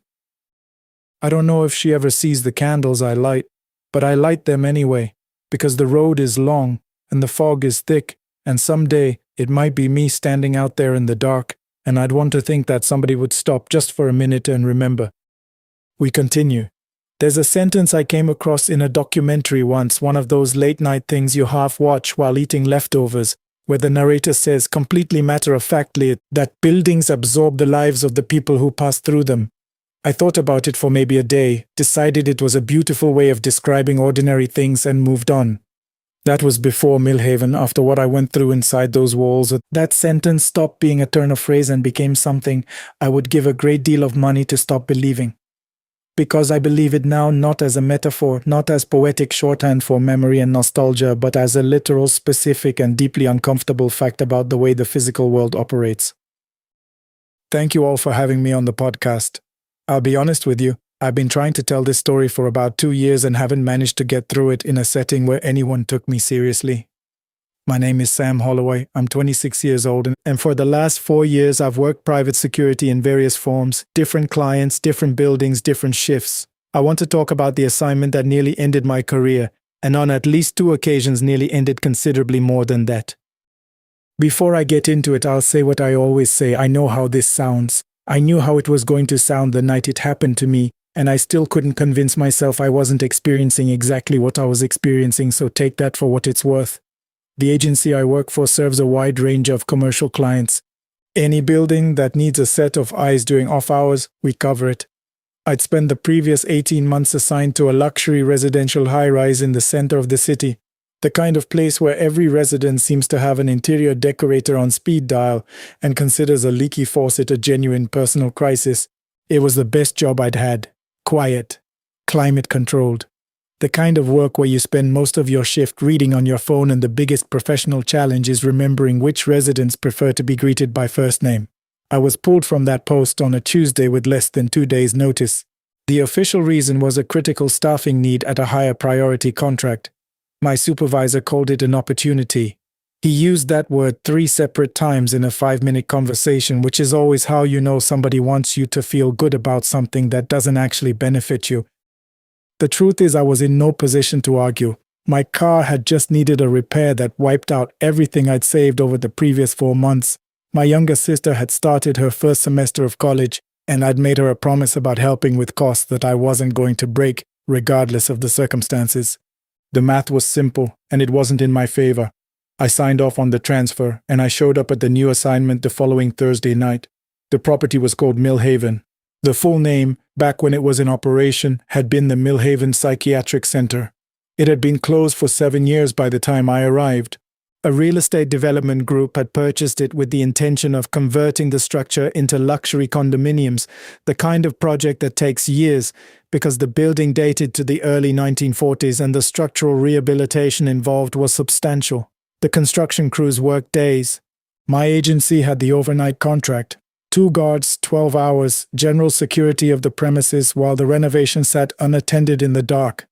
What I was not told when I accepted this transfer, and what I found out only through my own asking, not through any transparency on the part of my supervisors, was that the guard who had previously held my position had been removed from the site following what my supervisor, choosing his words with visible care, called a significant incident.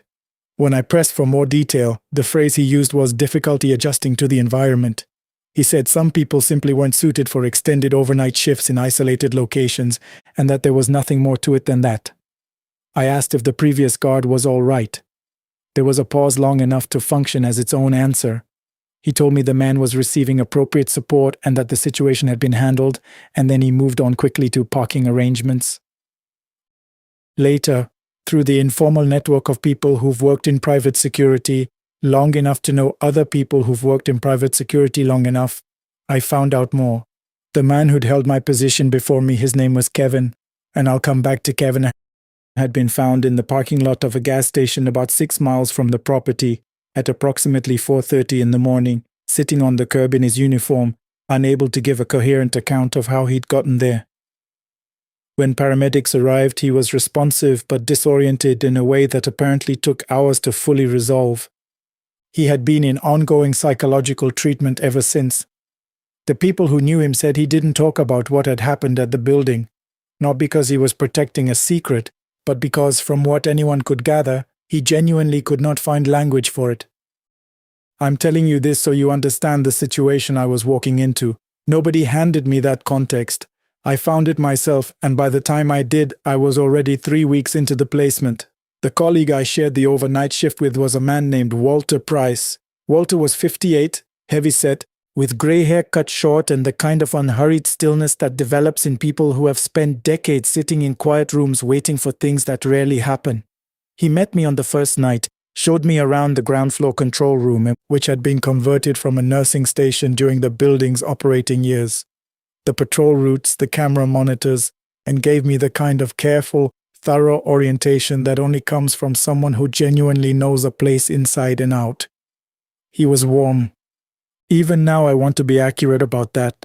He had a dry, low-key sense of humor and the particular generosity of experienced people who don't feel threatened by someone younger picking things up quickly. He talked about his grandchildren, about his late wife, about his plans to retire somewhere with a body of water and no cell signal. During our first week together, I thought I'd gotten lucky with the partner assignment. The previous placement had been an easy job, but I'd worked alongside some genuinely difficult people. Walter seemed like the opposite of all of them. I noticed the change gradually. That's the nature of gradual. You don't feel it accumulating. You only recognize it when you look back and try to locate the moment when one thing became another. The easy conversations shortened. He began answering questions with 2 sentences where he'd previously given full paragraphs. He stopped bringing up his grandchildren. He developed a habit of watching me in a way that felt, if I'm being honest with myself, evaluative, like he was running some kind of ongoing assessment and reserving judgment until the results were in. I caught him staring at me across the control room once, not glancing, staring with a flat, unreadable expression he'd never shown me before. When I looked up and met his eyes, he looked away without saying anything. I told myself it was nothing. People have moods. Older men sometimes withdraw. I decided not to make anything of it. But there was also the building. Around week 3, things that I couldn't explain started happening during patrol. Not dramatic things, not the kinds of sounds that make you grab something and back against a wall. Subtle things. The low murmur of a voice from behind a closed door that opened onto a gutted storage room I could confirm was empty. Footsteps measured and deliberate from somewhere directly above me while I was standing on the top floor, with nothing above me but the roof. Once, unmistakably, the sound of something heavy being dragged slowly across a floor 1 level above me, which stopped the instant I stopped walking to listen to it. Every time I reported it to Walter, every time he checked the relevant camera feed, confirmed nothing visible, and logged it as an unverified environmental sound, the standard category for noises a building makes that have no immediately identifiable cause, he wasn't dismissive. He listened carefully each time, asked a few follow-up questions, seemed to take it seriously. He just never seemed particularly surprised. In retrospect, that's the detail that should have told me everything, his consistent, complete lack of surprise. 8 weeks in, on a night that had been slower and quieter than usual, Walter sat across from me in the control room at about 2 a.m. and started talking. Not the light conversational back and forth we'd settled into, something deliberate. He'd decided to say something, and he'd decided tonight was when he was going to say it. He talked about the building's history, not the version in the developer's promotional material, with its language about lovingly restored historic architecture, the actual history. What Millhaven had been during the years it was operating, particularly during its earlier decades. The facility, he told me, had been run under treatment philosophies that are not considered philosophies anymore. Certain patients, a category defined, he said, with a looseness that would disturb anyone who examined the actual paperwork, were subjected to long-term isolation procedures on the lower levels. He was specific about the duration. He was specific about the conditions. Some of the deaths that occurred at Millhaven during those years were recorded in ways that did not accurately reflect what had happened. The institution had operated within a network of interests that found certain kinds of research useful, and that had structured things accordingly to ensure it could continue without scrutiny. The sub-basement floor B3 had been central to all of it. I let him talk until the detail became something I couldn't absorb anymore, and then I told him I needed him to stop. He stopped. He looked at me with the same flat, assessing expression I'd been explaining away for weeks, and then almost as an afterthought he said, "You've lasted longer here than any of the others." 2 months isn't that long. "Here it is," he said, and didn't elaborate. 12 nights later he asked me to go check the sub-basement. The explanation was mundane. The construction crew had flagged a possible water intrusion on the northeast wall of the lowest level. Someone needed to do a visual assessment. He couldn't leave the control room because the exterior sensors had been glitching intermittently, and someone needed to stay on the monitors.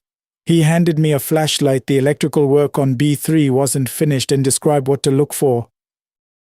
There was nothing unusual about the request on his face. My hesitation was not rational. I stood in the doorway for a moment, trying to categorize what I was feeling, and eventually concluded I was being dramatic. I took the flashlight and went. The sub-basement is accessed through a single stairwell at the back of the main basement. A heavy fire door, concrete steps, another door at the bottom. I had walked past the upper entrance hundreds of times over the course of the placement and never been through it. Going through it for the first time felt the way crossing certain thresholds sometimes does, like the air on the other side belonged to a different category of space entirely. The corridor at the bottom was long and ran in both directions from the base of the stairs. Low ceiling, bare concrete walls, emergency lighting strips fixed at intervals, casting the kind of illumination that is technically sufficient and atmospherically very wrong. What I noticed first was how clean it was. I had expected the sub-basement to look like the main basement, contractor equipment, stacked materials, construction dust on every flat surface. Instead, the corridor was immaculate. I'm not describing not particularly dirty. I'm describing actively, deliberately, recently clean.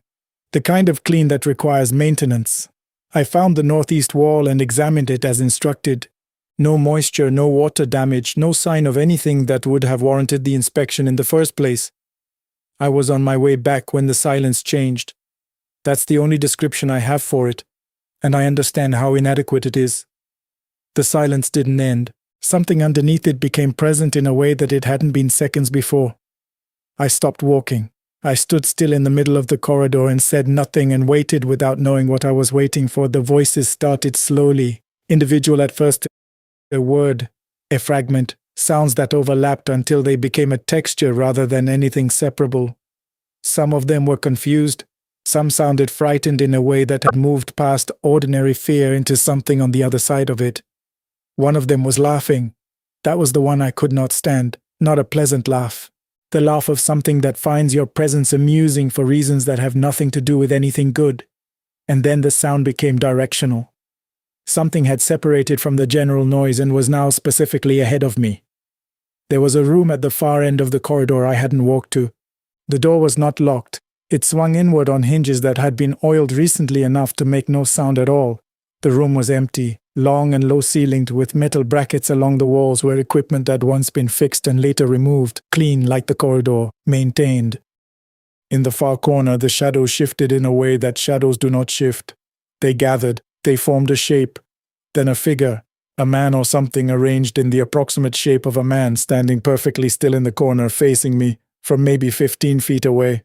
I could not see the face clearly. I could see that it was wearing what appeared to be a hospital gown. It raised one hand. I cannot give you a coherent sequential account of what happened between that moment and the control room, because my brain had stopped recording events in any useful order.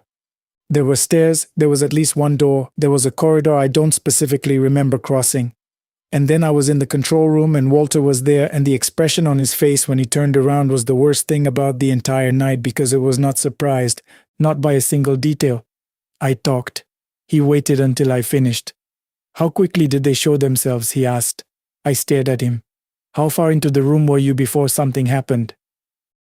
The specific question he chose to ask told me everything about how long he had been saving it. You knew, I said. He didn't deny it. He didn't apologize. What he told me, over the hour that followed, was a fuller account of what Millhaven had been, what it had remained despite being decommissioned, and why the guard turnover at the property was what it was. Kevin, he explained, had been shown things gradually, without any context for what he was experiencing.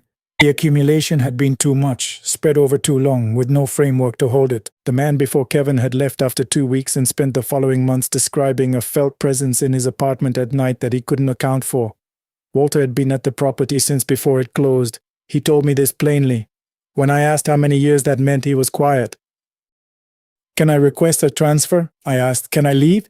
The pause before he answered was longer than it needed to be. There's a difference, he said finally, between being noticed and being acknowledged. You've been acknowledged now. If you stop coming back, they don't stop being curious about you. They look for the thread wherever it leads.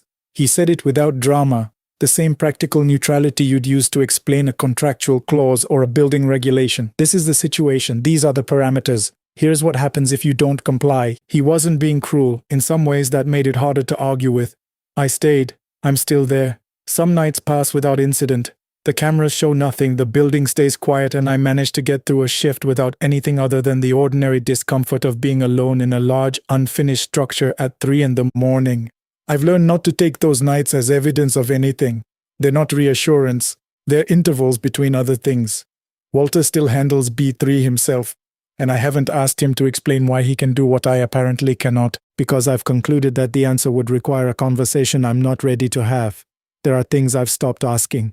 Not out of cowardice exactly, more out of a growing understanding that some information doesn't change your options. It only changes how clearly you see that you don't have any. The thing I come back to most when I think about all of it is not what I saw in that room. It's something Walter mentioned almost in passing, that Kevin, in the months after his removal from the site, had started calling people he hadn't spoken to in years. His sister, an old friend, a former supervisor. He'd call them, and when they answered, he'd talk around something without ever quite reaching it, and then end the conversation without explaining why he'd called.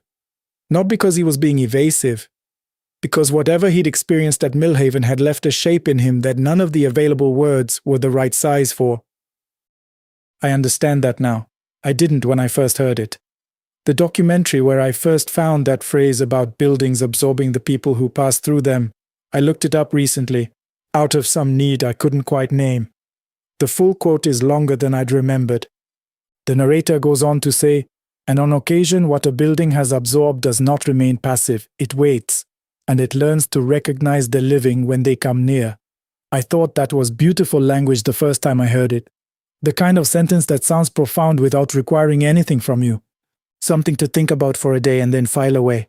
I don't have that option anymore. Thank you for listening. I'll be back next month. We continue. A map is just a promise somebody made about a place they probably never stood in.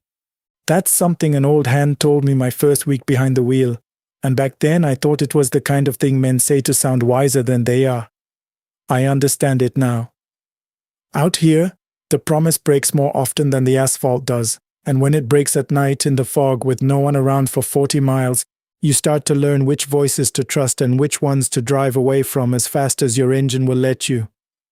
My name is Marcus Doyle. I'm 31 years old and I've been driving freight for almost 9 years. I'm not the youngest in the yard anymore, but I'm a long way from the oldest. I got into this the way a lot of us do. I needed money, I had no degree worth mentioning, and a cousin told me that if you can stay awake and stay calm, the road will feed you. He was right about that. The road has fed me, my mortgage, and a daughter I get to see far less than I'd like. But the road takes its payments too, and the night I'm going to tell you about is the closest I've ever come to paying in full. When I started, I rode 2 months with a man named Wendell Pruitt. Wendell had been driving since before I was born, and he had a way of teaching that didn't feel like teaching. He'd just say things plainly, the way you'd mention that the coffee was hot, and somehow those things stuck to you for life. He taught me how to read a truck stop for trouble before I ever opened the door. He taught me that tired men make confident decisions and confident tired men end up in ditches. Most of what he told me was practical, useful, the kind of thing you could put in a handbook. But there was one rule Wendell gave me that never sounded like the others. It came out different, quieter. We were running a load south through hill country, and the kind of region where the towns are small and far apart and the radio turns to static between them. The interstate we usually take swings wide around the river valley, adding maybe 40 minutes to the run. Wendell pointed at the GPS unit on the dash, the little glowing map of it, and he said, "You see how it wants to send you straight across and through Calder? Over the old river bridge? If it ever does that at night, you ignore it. You take the long way every single time." I asked him why. I figured the bridge was condemned, weight restricted, something boring like that. Plenty of old crossings are. He didn't answer right away. He looked out the windshield for a while, and then he said, "Because some nights the long way is the only way that's really there. If the fog comes down and that map tells you to cross the Calder Bridge, you turn this rig around. I don't care how far behind you are. I don't care if dispatch is screaming in your ear. You turn around and you go the way you know." That was it. He never explained it. And because everything else Wendell taught me had been so reasonable, I filed that one away as the single superstition of an otherwise sensible man. We all have one. I figured that was his. Wendell retired 4 years ago. Bad knees, worse back. I bought him a coffee on his last day and he gripped my hand and said, "Take the long way, Marcus." And we both laughed because it sounded like advice for life. Maybe it was. I just didn't take it. The night it happened, I was running late, and being late is a sickness that gets into your thinking. I'd had a delivery hold me up almost 3 hours at the dock. Paperwork that should have taken 20 minutes stretched out by a manager who clearly had nowhere better to be. By the time I rolled out, the sun was already going down and I had a hard appointment the next morning that I had no realistic way of making unless I drove most of the night. Tired men make confident decisions. I knew the rule and I was breaking it before I even started because I told myself I'd push straight through and sleep when it was done. The weather turned about 2 hours in. Not a storm exactly, just a low, wet fog that came up out of the valley like the ground was breathing it. It thickened until my headlights stopped being headlights and became two soft smears in front of the truck. I slowed down. Anybody sane slows down in that. And then the GPS chimed and told me there was an incident ahead on the interstate, a closure, and it was rerouting me. I watched the little line on the screen redraw itself. It pulled me off the wide safe loop I always took and threaded me down through the valley, through a town the map labeled Calder, across a thin blue ribbon of river, by way of a bridge. I want you to understand that I remembered. The second I saw the word Calder, Wendell's voice came back to me clear as if he was sitting in the passenger seat. You take the long way every single time. And I sat there at a dark intersection with my blinker ticking, fog pressing against the glass, and I argued with a dead man's rule like I was the smartest fool alive. The interstate's closed, I told myself. The reroute isn't a choice the map made for no reason. There's a real wreck up there. The bypass adds 40 minutes I don't have. Wendell was old, Wendell was tired, Wendell had one strange thing he believed, and this is it. There's a bridge. I'll cross the bridge. People cross bridges. I turned toward Calder, and the town came up out of the fog the way a face does in a dark room, all at once and too close. I didn't see a single light in a single window. No gas station, no diner, no convenience store glowing on a corner, the way even the deadest little town keeps one thing lit. Just dark houses set back from a dark road and the wet shine of my headlights sliding across them. I told myself it was late. I told myself everyone was asleep. But it was the kind of dark that has weight to it, the kind that feels less like the absence of light and more like something that doesn't want to be looked at. The road dipped and the GPS said, in a quarter mile cross the bridge, in that calm woman's voice they all have, and then the fog parted just enough for me to see the rail of the crossing begin on either side of me, and I was on it. The Calder Bridge, on every map I've ever seen since, is 440 feet long, less than a tenth of a mile. You'd cross it in a handful of seconds at any reasonable speed. I was doing maybe 30, slow for the fog, and I remember thinking I'd be on solid ground again before I finished the breath I was taking. I want to be exact about what happened, because I've gone over it 1,000 times and the exactness is the only thing that keeps me from convincing myself I imagined it. The bridge did not end. I drove. The rail slid by on either side, low concrete with old iron posts, and the river was somewhere below me in the dark, and I drove, and the far bank did not come. 30 seconds, a minute. I glanced at the trip odometer out of habit and watched the tenths roll over 1/10, 2, 3, and still the rail kept feeding past me on both sides, endless. The fog so thick now that I couldn't see either end of the thing, just the few feet of crumbling roadway in front of my bumper and the posts marching by. There were numbers painted on those posts, reflective white paint, the kind highway crews use, a number stenciled on every post for the bridge inspectors, I suppose. I noticed them because I was looking for anything to fix my eyes on. The first ones I caught were normal, 40, 41, 42, small even spacing the way they should be, but they kept climbing. 58, 71, 90. They went past 100. A bridge 440 feet long does not have 100 posts, and I was watching the numbers go up, 116, 124, and I felt the first real cold drop down through my chest because there is no version of this where the math works. I should have stopped. Part of me wanted to stop, to put the truck in park and just sit and figure out what was wrong with my eyes or my head or the world. And Wendell's voice came back again, except this time it wasn't the memory of advice. It was sharper than that, like he was leaning over and saying it right against my ear. Don't stop. Whatever you see, you don't stop, and you don't look over the side. So I kept my foot steady, and I kept my eyes on the road, and I did not slow down. That's when I started seeing the other trucks. They were parked along the right side of the bridge, on a shoulder that shouldn't have existed, one after another, hazard lights blinking that slow orange pulse. Big rigs, older than mine, some of them models I hadn't seen on a working road in 20 years. Their lights were on, but their cabs were dark. And standing at the rail in front of each truck, looking down at the water I couldn't see, was a driver. Just standing there, hands on the cold concrete, looking down. None of them turned as I passed, not one. I rolled by close enough to see the shapes of them, the slump of their shoulders, the way the fog moved around them and through them. And I understood, in the part of you that understands things before your mind agrees to it, that these were men who had stopped. Men who had been late or curious or kind or just tired enough to think I'll figure out what's wrong with my eyes, and had put the truck in park and gotten out and walked to the rail to look down at the river. And they were still here. However long it had been, they were still here. My CB crackled. I hadn't touched it. The static rolled and then broke, and through it came a voice, faint and distorted, a man saying something I couldn't quite catch. I leaned toward it before I could stop myself, that instinct we have to help, to answer a driver who needs something. The voice came clearer. "Flat tire, brother, can you give me a hand just for a minute? Just need a hand." And it was the most ordinary thing in the world. A driver with a flat asking for help, the kind of thing I've stopped for 100 times, the kind of thing that makes you a decent man instead of a coward.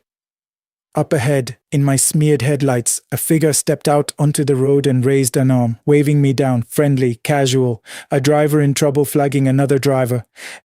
Everything in me that was raised right wanted to slow down, and everything in me that had ridden 2 months with Wendell Pruitt heard him say, "You don't stop," and I gripped the wheel until my knuckles ached, and I steered around that figure without lifting my foot, close enough that I should have felt the truck shudder if I'd clipped it, and I felt nothing because there was nothing there to feel. In the mirror, it was already gone. The cab got cold, not cool cold, a wet river bottom cold that came up through the floor and pressed on the back of my neck, and the inside of my windshield began to fog from a breath that wasn't mine because I was holding my own. The whole cab filled with the smell of the river, mud and rust and something underneath that I won't try to name, and I heard very softly from the passenger seat beside me the sound of someone settling in, the shift of weight, a long, slow, wet exhale. I did not look. God help me, I wanted to, but I did not look. I kept my eyes on the white line and the climbing numbers, 240, 260. I was past any number that could mean anything. And I started talking out loud, just to fill the cab with a living voice. I said my daughter's name, I said where I was going, I said Wendell's name like a prayer, take the long way, take the long way, and I kept the truck dead straight down the center of that endless bridge. There was a hand on the glass of the passenger window. I saw it in the corner of my eye, pale and dripping, fingers spread, leaving wet streaks as it pressed. I heard very close to my right ear, a voice that was almost gentle, almost kind, the way you'd speak to someone you wanted to come closer. It said one word. It said, "Stay." I have never wanted to be anywhere less than I wanted to be on that bridge, and I have never driven more carefully in my life, because some animal part of me knew that the second I touched the brake, the second I gave that pull an inch, I would be one more set of hazard lights blinking in the fog with my truck dark behind me and my hands on the cold rail, looking down forever. I don't know how long it lasted. The clock on my dash was useless. I checked it later and it was wrong by hours. I just drove. I drove through the cold and the smell and the soft, insistent voice, past the numbers that meant nothing, past more trucks and more silent men at the rail. And at some point I realized I was praying without words, just pressing every part of myself forward, across. And then the fog thinned. It happened as suddenly as it had closed in. The rail dropped away on both sides, the white post ended, and my headlights found real road, a faded 2-lane highway with weeds in the cracks and a green county sign coming up on the right. The cold went out of the cab all at once, like a door closing. The smell faded. The weight in the passenger seat was gone, and the window beside it was clean and dry, and I was alone, shaking so hard I could barely hold the wheel, doing 50 miles an hour down an empty road on the far side of a river I never want to see again. I drove another 20 minutes before I trusted myself to pull over at a gas station, a real one, lit up, with a clerk inside watching a small television and a coffee machine that smelled like the most beautiful thing in the world. I sat in the bright fluorescent ordinariness of that place for an hour, drinking coffee I couldn't taste before I could make my legs work well enough to keep going. I made my appointment the next morning, I don't know how. I didn't sleep. When I got home, I did what you'd think I'd do. I looked it up. The bridge at Calder, the original one, the river crossing on the old highway, collapsed in the spring of 1979. A section gave way during a flood at night and took 2 trucks and a passenger car down into the river with it. They never recovered everything. The town of Calder lost its reason to exist not long after. The highway got rerouted, the river got a new bridge miles downstream, and the old road was officially closed and eventually taken off the maps entirely. Off the maps. There is no Calder crossing on any current map. There hasn't been for over 40 years. But my GPS sent me across it, and I went. I called Wendell that week. I hadn't talked to him in months, and I felt like a child calling, my voice not as steady as I wanted it.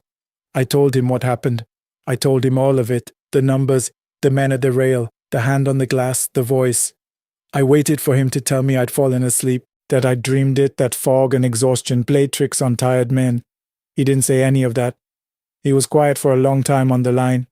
And then he said, in that plain way of his, I crossed it once, Marcus. A long time ago, took the short way when I was young and stupid and behind schedule. He didn't tell me what he saw. He didn't have to. He just said, I never told you why because I figured you wouldn't believe or why. I figured a man would only believe the rule once he'd already broken it. I'm sorry. I should have made you believe me. I told him it wasn't his fault. I told him I should have listened. He said, take the long way, Marcus.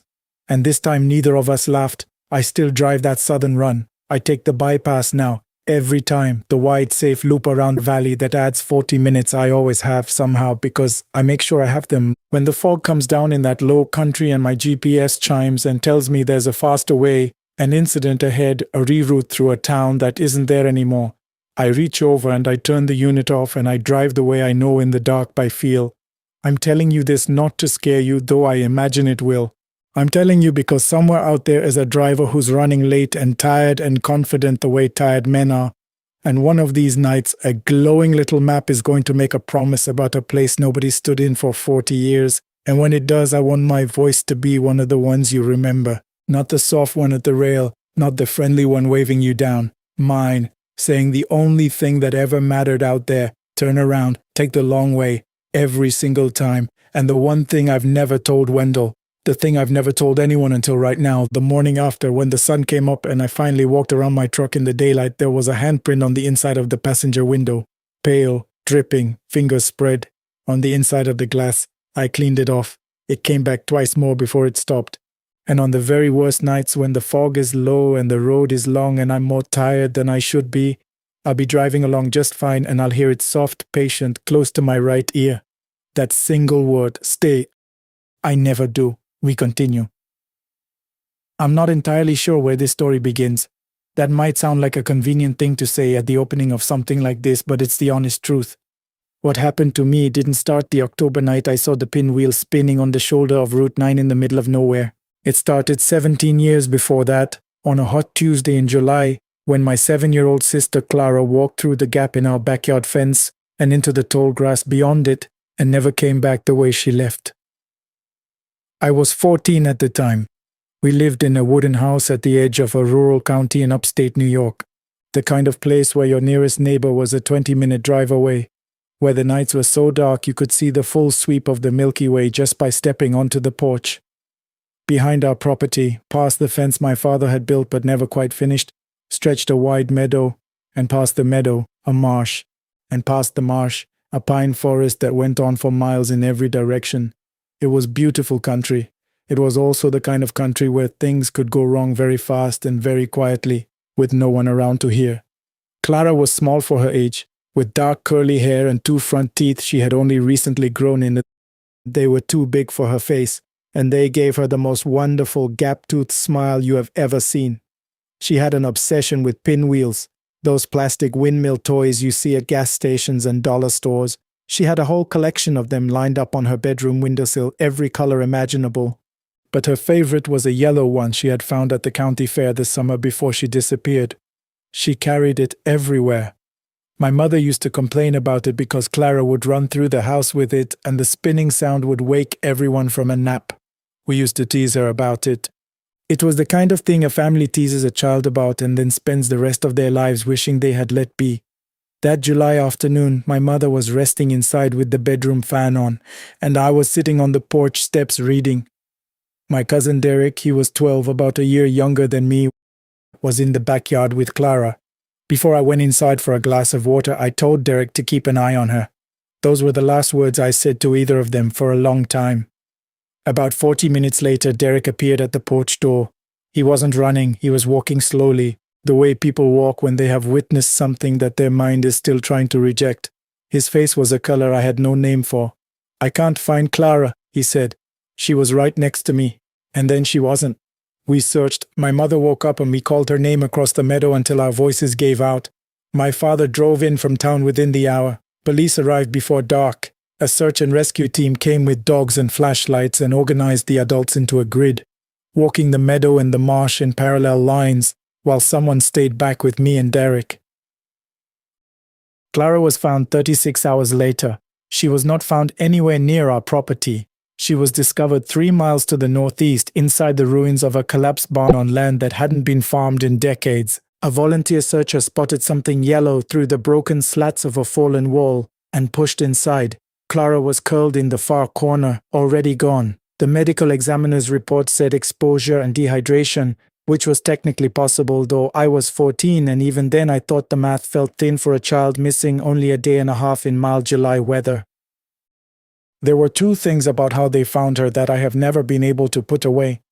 The first is that she was clutching wildflowers in both hands, pale purple wildflowers, the kind that grow in limestone meadows. There was no limestone soil anywhere between our property and that barn. The ground out there was all clay and marsh. Nobody could explain where those flowers came from, and after a while the investigators stopped trying. The second thing is that the yellow pinwheel was standing upright in the dirt beside her, spinning. There was no wind that day.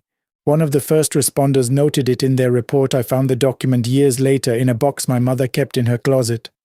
A medic had written, in careful block letters, "Toy windmill rotating, no discernible air current. Unexplained." The official finding was accidental death. The case was closed within the year. We were left to do what families are left to do, which is find some way to keep living inside a shape that no longer fits. My mother lost herself for a long time. She barely ate, and by the following spring she had grown so thin that her rings would fall off her fingers without warning. My father became a quieter man. He was never loud to begin with, but after Clara there was a specific quality to his silence. It was a silence that had been chosen deliberately, the way a person avoids a room in a house where something bad happened. He increased his hours at the plastics factory where he was a foreman and spent most of his evenings there, and I think that was the only way he could survive it. Derek stopped coming around entirely. I heard from his mother, my Aunt Patricia, that he was having a hard time. Not a dramatic breakdown, but the quieter kind. The kind that happens when a person slowly disconnects from their own life. He dropped out of high school the following year, moved away, and after a point nobody seemed to know his phone number anymore. I wouldn't see him again for more than 10 years. I did what I could with my own life.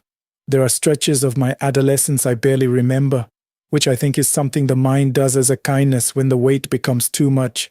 I graduated, worked warehouse jobs, and at 22 got my commercial driver's license. I hired on with a charter company and started driving overnight coach routes, the kind of buses that carry passengers between small towns in the small hours of the morning, while everyone on board is asleep and the road is dark and quiet. That work suited me. I have always been comfortable in silence, and the long night stretches of highway settled something in me that nothing else quite reached. I could be alone with my thoughts for hours without anyone asking me anything. Back then, that was what I needed most. I had been driving for 6 years when it happened. It was a Tuesday in October, somewhere around 2 in the morning. I was running Route 9 northbound, a 4-hour coach run from Kingston up to Prescott. I had 11 passengers on board, most of them asleep or close to it, and the road was the usual 2 dark lanes carved through dense forest on either side. I had driven that route probably 200 times. I knew every curve, every rest stop, every mile marker. I was passing mile 74 when I saw something at the edge of the road. At first I took it for a piece of trash blown off the back of a truck, but as my headlights reached it, something in my chest went cold. It was small, round, and it was spinning, a yellow pinwheel standing upright on the gravel shoulder. I drove past it. I want to be honest about that. I let myself drive past it because some part of my brain simply refused to process what it was seeing. But about 100 yards down the road, my foot came off the accelerator on its own, and I guided the bus onto the shoulder and sat there with the engine idling. I told myself the rational thing. Someone had a child's toy in their car and it fell out a window and rolled there. There was nothing strange about a spinning toy at the side of the road. There was a perfectly good explanation. I turned on my hazard lights, set the brake and walked back. The night was cold and absolutely still, not even a breeze through the tree line. My footsteps on the gravel sounded very loud. The pinwheel was there just as I had seen it, its plastic blades turning slowly. They went still the moment I crouched down in front of it, which I told myself was because my body had disrupted some minor current of air. I reached out and picked it up. The wooden stick was worn in the way toys get worn when a child carries them constantly. And on the stick, written in ballpoint pen in the uneven handwriting of a young child, were 4 letters: CLARA. I set it back down in the gravel, stood up, and walked back to the bus. I finished the route. I dropped off my passengers. I drove home, went inside, sat down at the kitchen table, and didn't move until the sky went grey and then pink through the window. I made coffee I didn't drink. I convinced myself by the time the sun was fully up that I had imagined the name. There are things our minds do to us when old grief surfaces. I had read about it.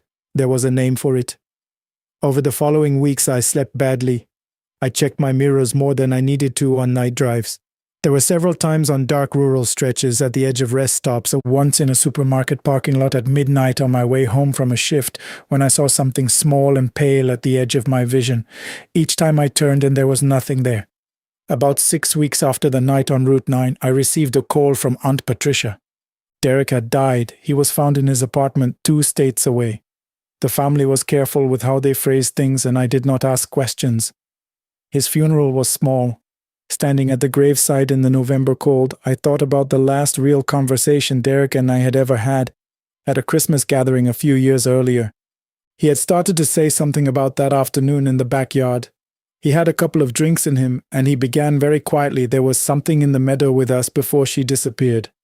And then he had stopped. He had looked at me with a face I couldn't read, and he had changed the subject, and I had let him, because I was not ready to hear it. Standing at his grave, I wished with everything I had that I had been ready. I drove home from that funeral and sat in the dark for a long time. Then I called my mother. I asked her for the first time in 17 years whether she had ever thought that what happened to Clara might have been something other than what the report said. There was a silence on the line that lasted long enough that I thought the call had dropped. Then she said,